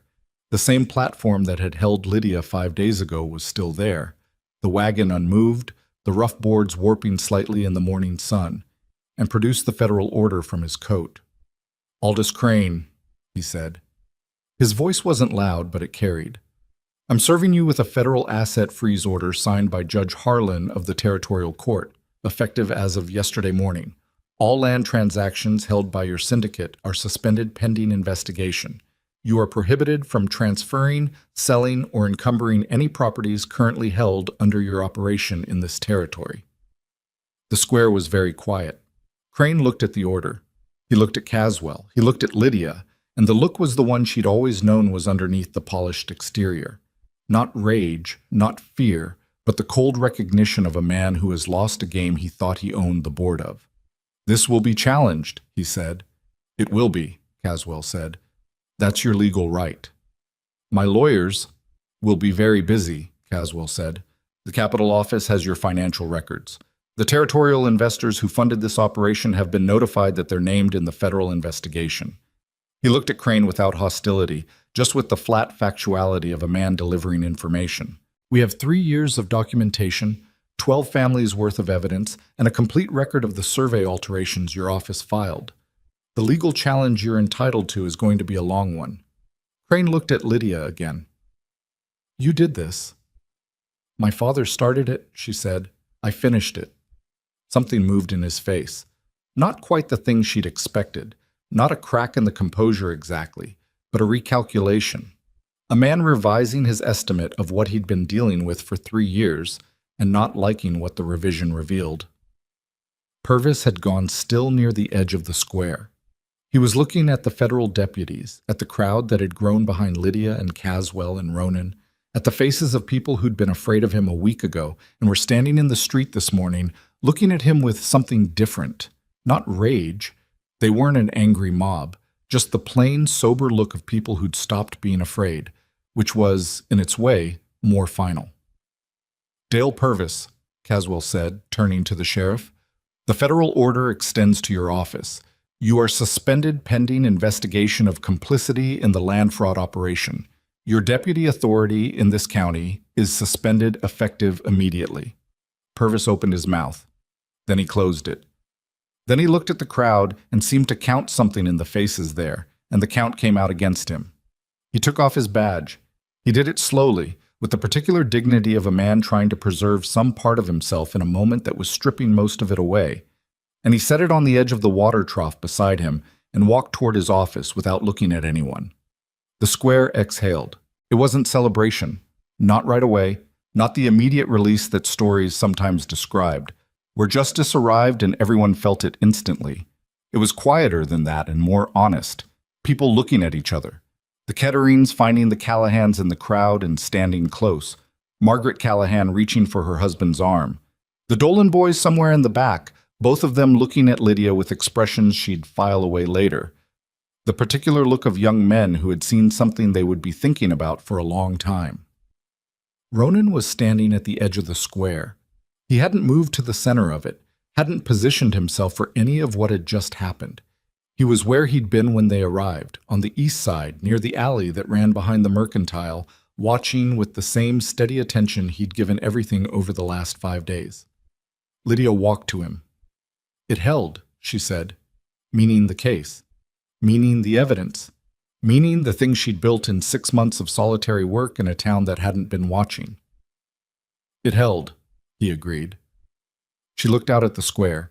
Caswell was already in conversation with Eli Callahan, taking a written statement about the land grant Callahan had almost signed over 2 years ago and had refused at the last minute, which she knew had cost him his water access through the winter of '83. Reeves was moving through the crowd with his notebook, collecting names, beginning the long administrative work of documenting who had lost what and when and through which specific fraudulent mechanism. It was going to take months, maybe longer. The legal reclamation of 11 properties through a federal process was not a simple thing and would not resolve cleanly or quickly, and some of the families would wait years for land that should never have been taken. She knew that. She held no illusions about the pace of the process she'd set in motion, but the motion had started. The freeze was in place. The evidence was in official hands. And the man who'd spent 4 years systematically stealing this valley's water future was standing in the center of the square he'd owned 2 hours ago, watching a federal officer take statements from his former subjects with the careful efficiency of someone dismantling a structure board by board. "The valley," Lydia said, "my father's parcel, will be returned to you," Ronan said. Caswell confirmed it. "It's the clearest case. Original deed, documented alteration, no competing claim that survives the fraud challenge." She nodded. She'd expected this, and yet hearing it said plainly did something in her chest that surprised her. A tightening and release, like something that had been held too long finally let go. Her father had bought that land with 20 years of survey work. He'd wanted her to have it. She was going to have it. "What now?" she asked. She didn't mean it philosophically. She meant, what were the next steps? What needed to happen today? Who needed to talk to whom? But it came out sounding like something bigger. Ronan looked at the square, at the people in it, at the slow beginning of something that wasn't quite a community yet, but was moving in that direction by the simple act of standing together in daylight and not being afraid. "Caswell needs about 4 more days in Black Hollow," he said. "Statements from every family, inspection of the county records, coordination with the territorial sheriff to manage Crane's legal response." He paused. "After that, the process runs itself. The law does what the law does." "And what do you do?" she asked. He was quiet for a moment. The almost smile came and went at the corner of his mouth, quicker than usual, and there was something in it she hadn't seen before. Not sadness exactly, but something adjacent to it, the expression of a person who is used to being at the end of things rather than the beginning of them. "I move on," he said. "That's generally what I do." She looked at him. She thought about the canyon. She thought about the cabin in the mountains and the firelight and a man sitting at a table with his back to the wall, awake, watching a door so she could sleep. She thought about 8 pages of her father's handwriting and 6 months of solitary work and a morning in this square that had gone so wrong, and then, improbably, tilted the other direction. She thought about the kind of person you became after enough time doing what he did, moving through territories, moving through other people's crises, good at the entry and the resolution, and then gone before whatever came after could require anything different from him. "You don't have to," she said, not trying to change his mind, just saying what was true. He looked at her steadily. "No," he said, "I don't have to." The square moved and breathed around them. Somewhere in the middle of it, Caleb Hollis had found the Ketterings, and the 3 families were talking with the focused intensity of people who have something to say to each other that they've been keeping inside too long.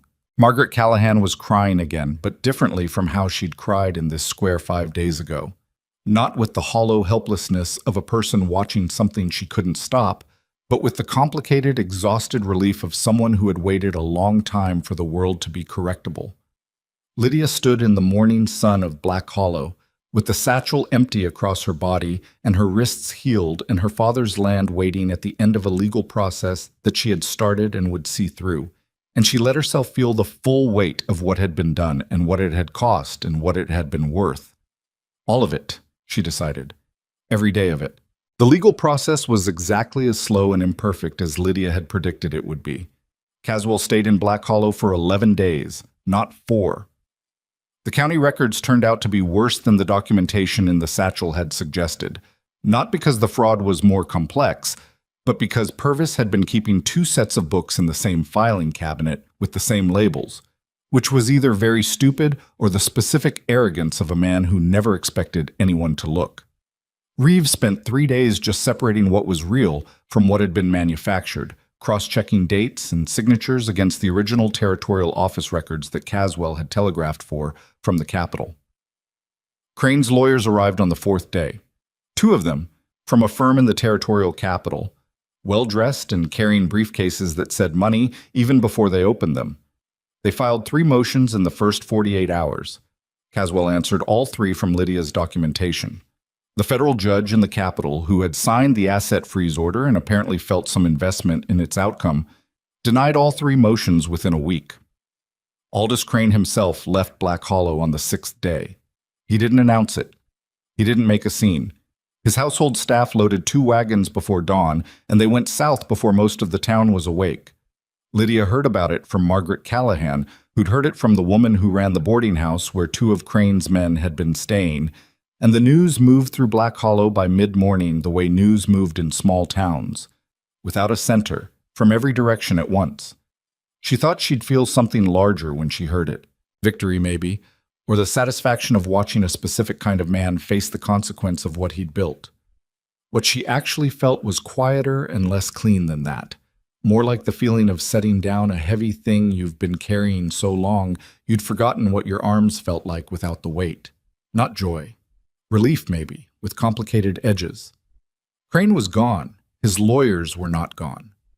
The legal case would continue for months in court offices and federal review rooms and the slow machinery of territorial law, and there would be days when it looked like it might stall, and days when the investors above Crane pushed back through their own attorneys, and the families who'd lost land would wait through all of it with the particular exhausted patience of people who have no choice but to be patient. That was the truth of it. That was what justice actually looked like when you stripped the dramatic moment away from it. Not a single morning in a square, but the grinding work of weeks and months of paperwork and hearings and the careful assembly of truth into a form the law could act on. Lydia knew this. She'd always known this. She'd built the case specifically to survive that process, and it was surviving it. Tino, Ronan stayed longer than he'd said he would.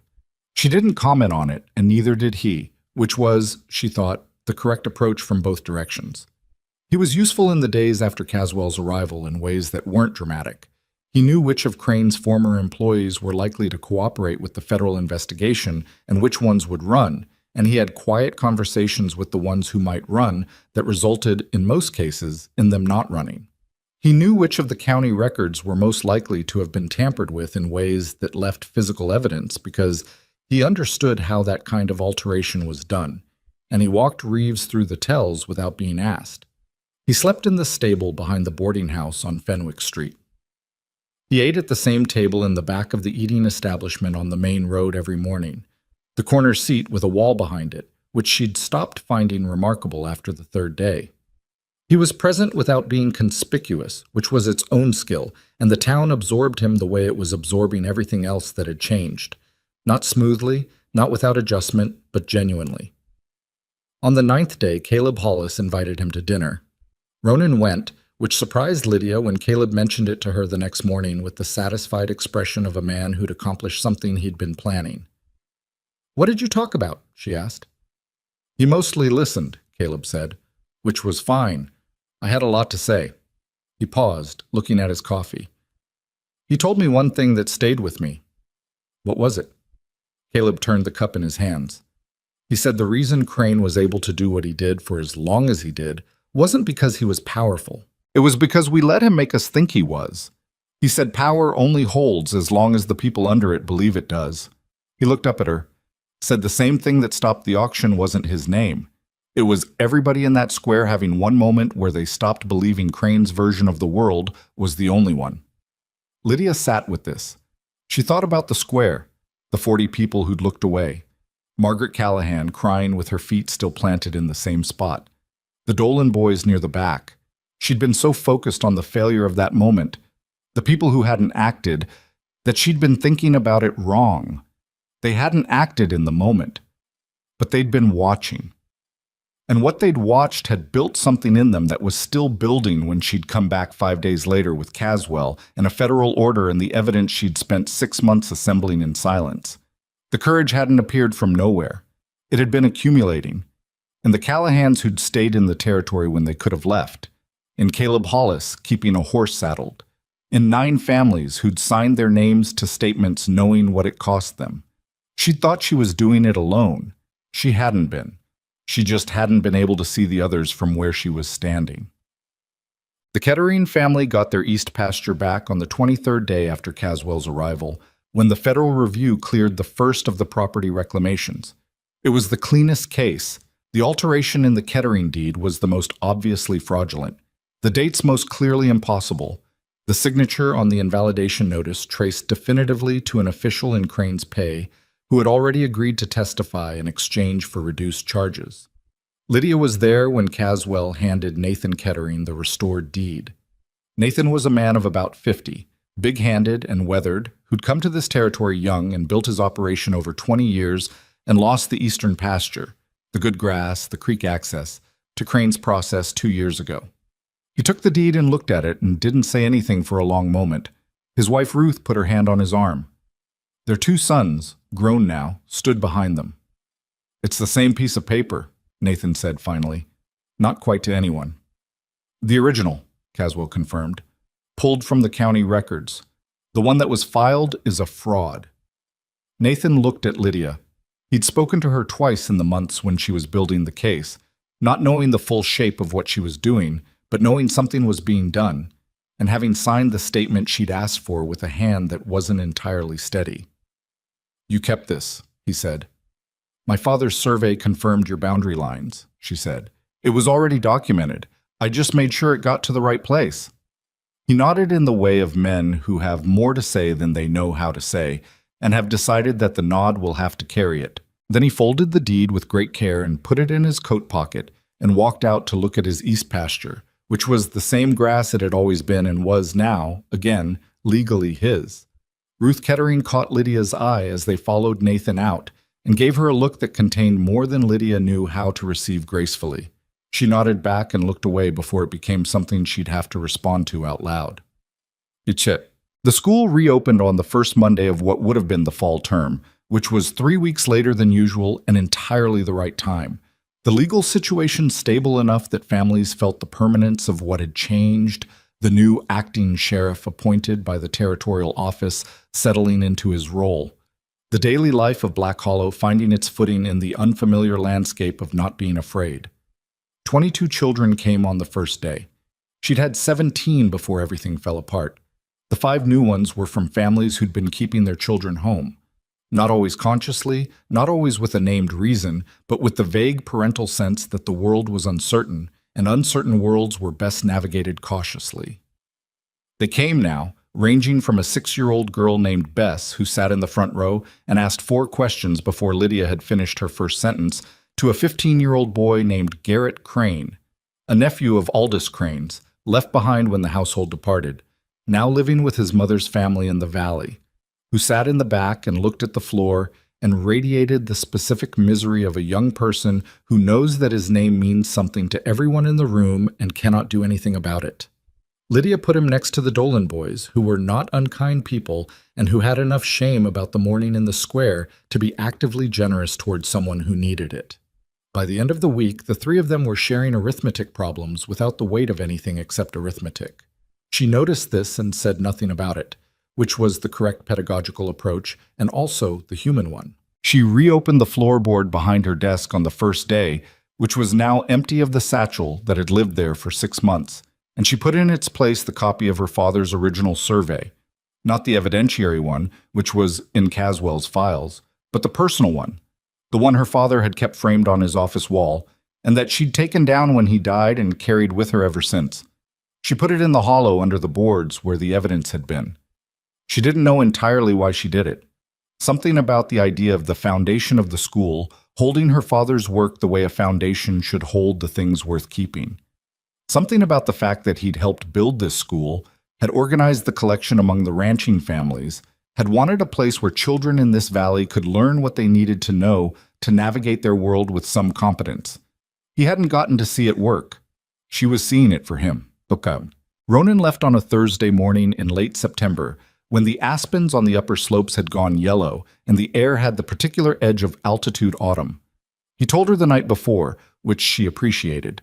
They were sitting on the steps of the school after she'd stayed late to repair 2 desks that had been wobbling since before the school closed, and he'd come by with the particular purposefulness of a man who has something to say and is choosing the right moment for it. "I'm heading north tomorrow," he said. "There's a situation in the Harrow Valley that Caswell's office has been watching. He asked if I'd take a look." She looked at him. Another crane.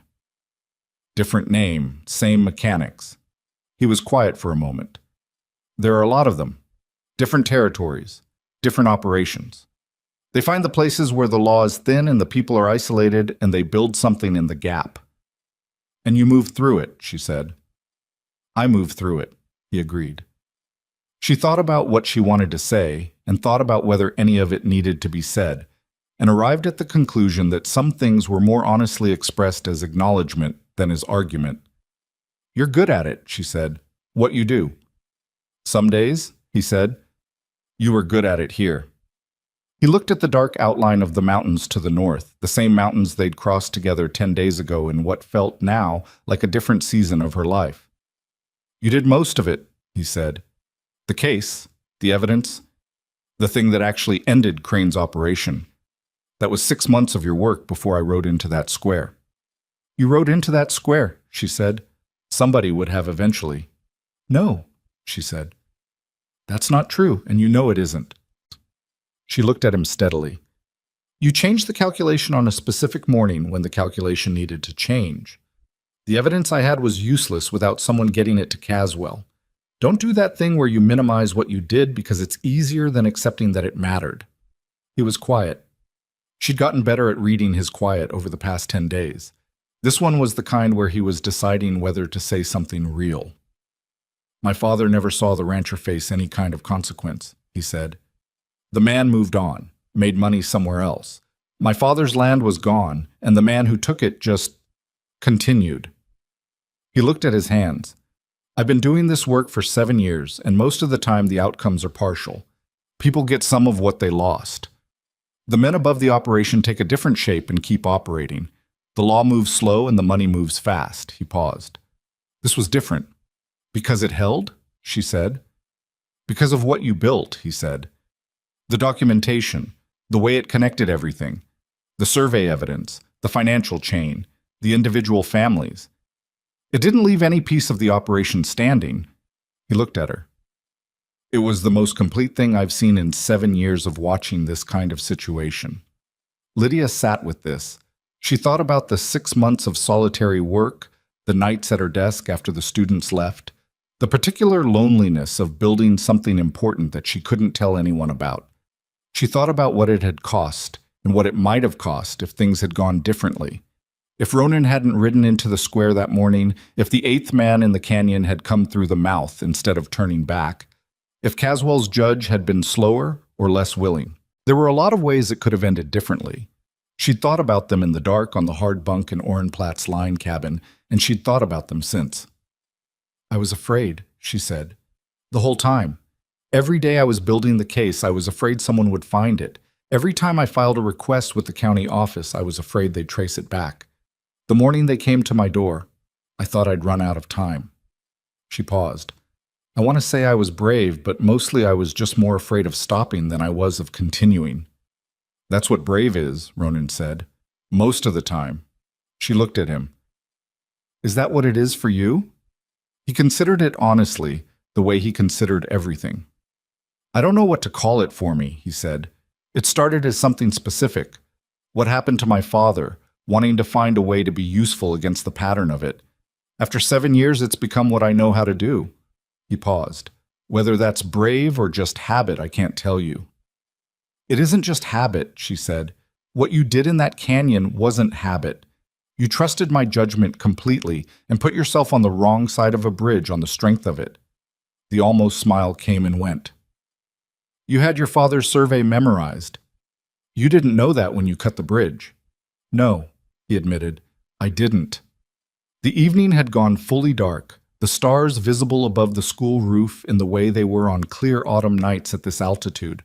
More of them than you'd expect, the sky deeper than it looked in summer. In the town behind them, lights were on in the houses, and the eating establishment and the new sheriff's office where the territorial appointee was still finding his way around Purvis's paperwork. The sounds of an ordinary evening in a place that had remembered how to have ordinary evenings. Come back through here, Lydia said, when the Harrow Valley situation is done. Whatever that means, whenever that is. He looked at her. Not a request, she said. Just, if you're in the territory. The school is here. I'm here. She paused. You're a person who should have somewhere to come back to occasionally. Something in his face shifted in a way that was more visible than his expressions usually were. Something getting past the held, careful composure that she'd come to understand as the architecture of a man who'd spent years in motion, who'd learned to travel light in every sense of the word because lightness was what the work required. I'll think about it, he said, which, from him, she understood to be something considerably more than the phrase usually meant. He left before the town was awake the next morning. She didn't see him go. She'd expected not to. That was his way, and she'd come to understand it well enough to know that a public departure was not something he'd stage, not even for an audience of one. He left the way he did everything, efficiently, without unnecessary ceremony, without making something of it that would complicate the leaving. What he left behind was a folded piece of paper on the school steps, weighted with a flat stone. She read it standing in the early morning, her breath showing in the autumn cold. It said, "The survey your father did of the Kerrigan Pass in 1871. The line cabin notation is wrong. The shelter is 200 yards east of where he marked it. Thought you should know, in case you use those notes again."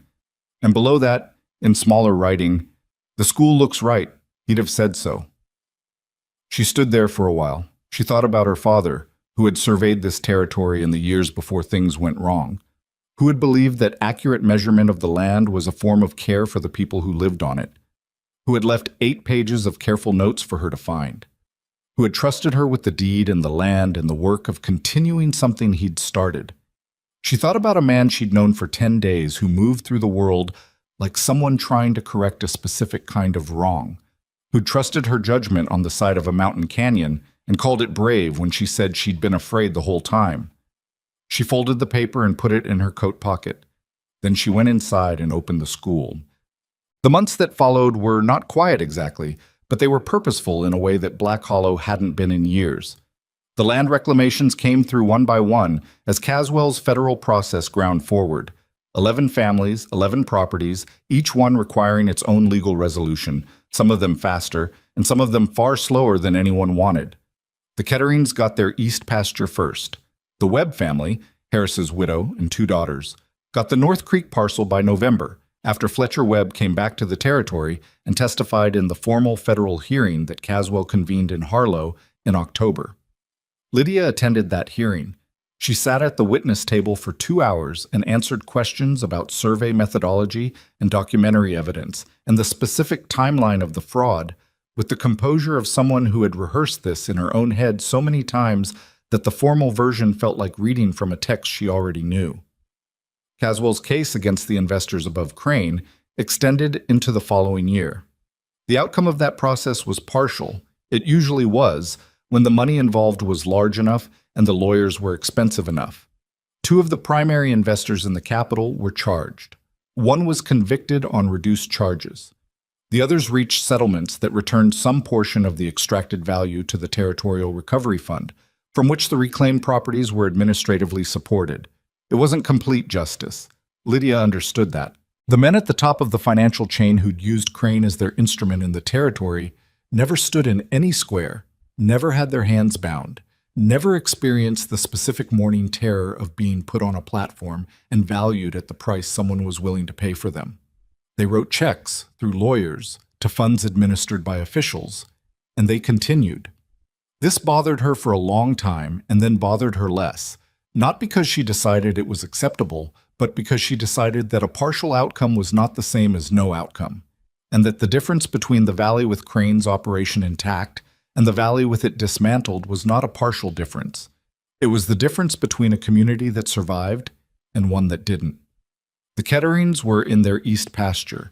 The Webbs were at their creek. The children in her school went home to families who owned their land. That wasn't everything. It was enough. Garrett Crane, the 15-year-old left behind, Joan, turned out to have a talent for mathematics that was, his teachers suspected, inherited and would need careful handling if it was going to be pointed somewhere useful, rather than somewhere it would repeat the patterns of his uncle's career. Lydia spent extra time with him on geometry and measurement, on the practical applications of mathematical precision in the world.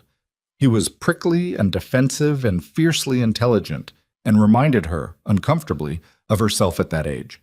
The particular combination of capability and chip on the shoulder that took years to resolve into something functional. She told him one afternoon when the other students had gone, and he was still working on a calculation she'd given him that was somewhat beyond the standard curriculum.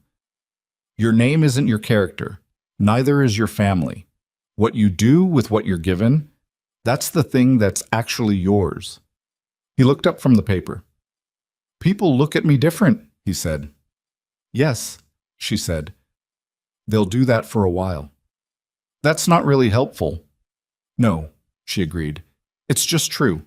What you do about it is the part you control.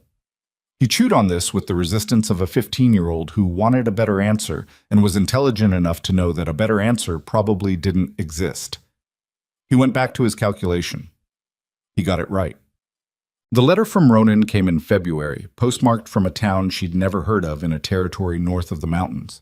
It was short, 3 paragraphs, written in a hand that was more careful than she'd expected, as if he'd written it slowly. He said the Harrow Valley situation had been more complicated than Caswell's office had anticipated. He said there were 3 families involved, not one, and the legal structure of what was happening there was different enough from Black Hollow that his usual approach had required adjustment. He said the adjustment had worked, eventually. He didn't elaborate. The second paragraph said, I've been thinking about what you said, about having somewhere to come back to. I haven't had that in a long time. I'm not certain I know what to do with it. The third paragraph said, the school sounds right from what you've written.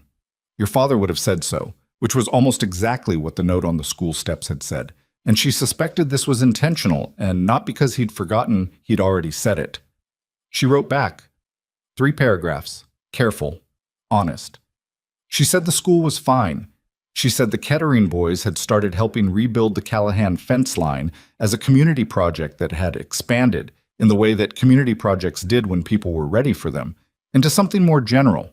Neighbors working on neighbors' land, as a matter of course, the way it was supposed to work and sometimes actually did. She said, I don't know what having somewhere to come back to means for a person like you either, but I think it means something different from settling. It means there's a place that's glad you exist, regardless of whether you're in it. This school is glad you exist. I'm glad you exist. She sent it to the return address on his envelope and then spent approximately 30 seconds worrying that she'd said too much, and then decided that she'd been honest, and honest was what she intended to be, and that was that. His reply came 6 weeks later. It said, I'll be through Black Hollow in April. Spring came to the valley the way it always did, arguing with the cold through March and then winning decisively sometime in the 3rd week of April, when the aspen on the lower slopes leafed out and the creek that ran through the eastern corner of her father's land ran full and clear with snowmelt. She walked the boundary of the property for the first time since the federal survey had restored it. Her father's markers were still there. The iron pins he'd set in 1869 when he purchased the land, still solid in the frozen ground, still exactly where he'd placed them. She walked the eastern boundary and found the corner where her property met the creek, where the water turned and went south, and stood there for a while in the morning light. Thomas Mercer had stood on this corner 20 years ago and decided this was land worth having. He'd been right. It was good land. The grass was already green where the creek moisture reached it, the soil dark and serious in the way of ground that rewarded working. She didn't have plans for all of it yet. She was a school teacher, not a farmer, and she was going to need help from people who knew what they were doing. But the land was hers, and it was going to be worth something to someone eventually. And in the meantime, it was exactly what her father had wanted it to be. A thing she owned that no one could take, in a valley that had learned through a long and imperfect and ongoing process to defend itself. She heard the horse before she saw him. He came along the creek track from the north, which was the direction she'd half expected, though she hadn't known when. He looked the same as he had in September. Same coat, same tired eyes, same quality of presence that was simply present without announcing itself. His horse was different, a gray she hadn't seen before, which meant something had happened between September and now that she'd hear about eventually. He pulled up at the edge of the creek and looked at the boundary marker, then at her. "Your father's line?" he said. "His original marker," she said. "Still here." He looked at the property, the grass, the creek, the slope of the land toward the valley below, taking it in with that full attention he gave to terrain. "Good land," he said. "I know." He swung down from the horse and let it drink from the creek. He stood beside it and looked at the valley and said nothing for a while, which was not uncomfortable because it was never uncomfortable with him. "How's the school?" he said. "Good. 24 students now." 24. Bess Hollis, Caleb's granddaughter. "She's 6 years old and has already corrected my arithmetic twice. I'm choosing to consider this a success." The almost smile came and stayed a little longer than it usually did. "And the Crane boy?" "Garrett, he's going to be fine." She looked at Ronan.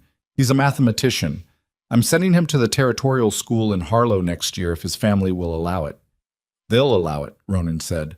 "Caleb Hollis will make sure of it if necessary." She believed this, and it made her smile. The creek ran past them, clean and full and going wherever water went when it had been freed from the agreements of men who thought they could own it. The morning light was doing what April light did on the eastern slopes. Not the brutal gold of the high country dawn, but something gentler, the kind of light that made everything look like it was being seen for the first time. "You said you'd think about it," Lydia said, "having somewhere to come back to." "I thought about it," he said. "And?" He looked at her with those steady, tired eyes that were, she'd decided, not tired in the way of a man worn down, but tired in the way of a man who'd been paying attention for a very long time and carried everything he'd seen. "I don't know how to be a person who stays," he said. "I've been moving for a long time. I know how to assess situations. I know how to leave things better than I found them." He paused. "I don't know what comes after that." "Nobody does," Lydia said.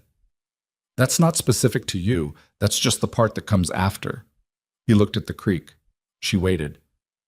"I can stay through spring," he said. "The Harrow Valley situation will need follow-up in summer. After that," he paused. "After that, I don't know." "Through spring is enough," she said. "For now." He nodded once. Then he looked at the marker her father had set in this ground 20 years ago, still solid, still holding the line of what was true about who this land belonged to. "He built something that lasted," Ronan said. "Your father." "Yes," she said. "He did." She looked at the valley below them, black hollow visible in the distance, smoke from morning fires, the school on the north edge where she could just make out the shape of the building against the hillside, the desk inside where 24 children would arrive in an hour and learn the things they needed to know. What her father had understood, and what she'd spent the last year living into, was something simple but not easy. That the world could be measured. That when you looked at something honestly and recorded what you actually found, rather than what was convenient or profitable to find, the record became a form of protection. It became something that could be held against the version of events that powerful people preferred. She was a teacher. She'd spent years giving children the tools to measure their own world, to read, to calculate, to understand the difference between what they were told and what they could verify. That wasn't small work. That was the foundation of everything else. Her father had measured land. She measured understanding. The principle was the same. Ronan stood beside her at the creek's edge, a man who moved through broken places and tried to leave them less broken, who carried the weight of what he'd seen without making it anyone else's burden to admire, who'd ridden into a square one morning because the situation required it and stayed because, perhaps, something in this particular place had reminded him what remaining felt like. She didn't know what came next for either of them. That was honest. The valley was rebuilt but not finished. The legal process was ongoing. Garrett Crane was 15 and uncertain. 24 students would arrive in an hour and need things she couldn't always predict. Nothing was resolved in the clean, total way that stories sometimes promised. The world had been made somewhat better through tremendous effort and significant cost and the cooperation of people who hadn't known they were cooperating until the moment they were. That was enough. That was, in the end, what enough looked like. The creek ran south through her father's land, and the morning held. And somewhere in the school on the north edge of Black Hollow, a 6-year-old girl named Bess was probably already on her way to class, ready to correct someone's arithmetic, armed with nothing but the knowledge she'd been given and the confidence that it was hers to use. Which was, Lydia thought, exactly how it was supposed to work.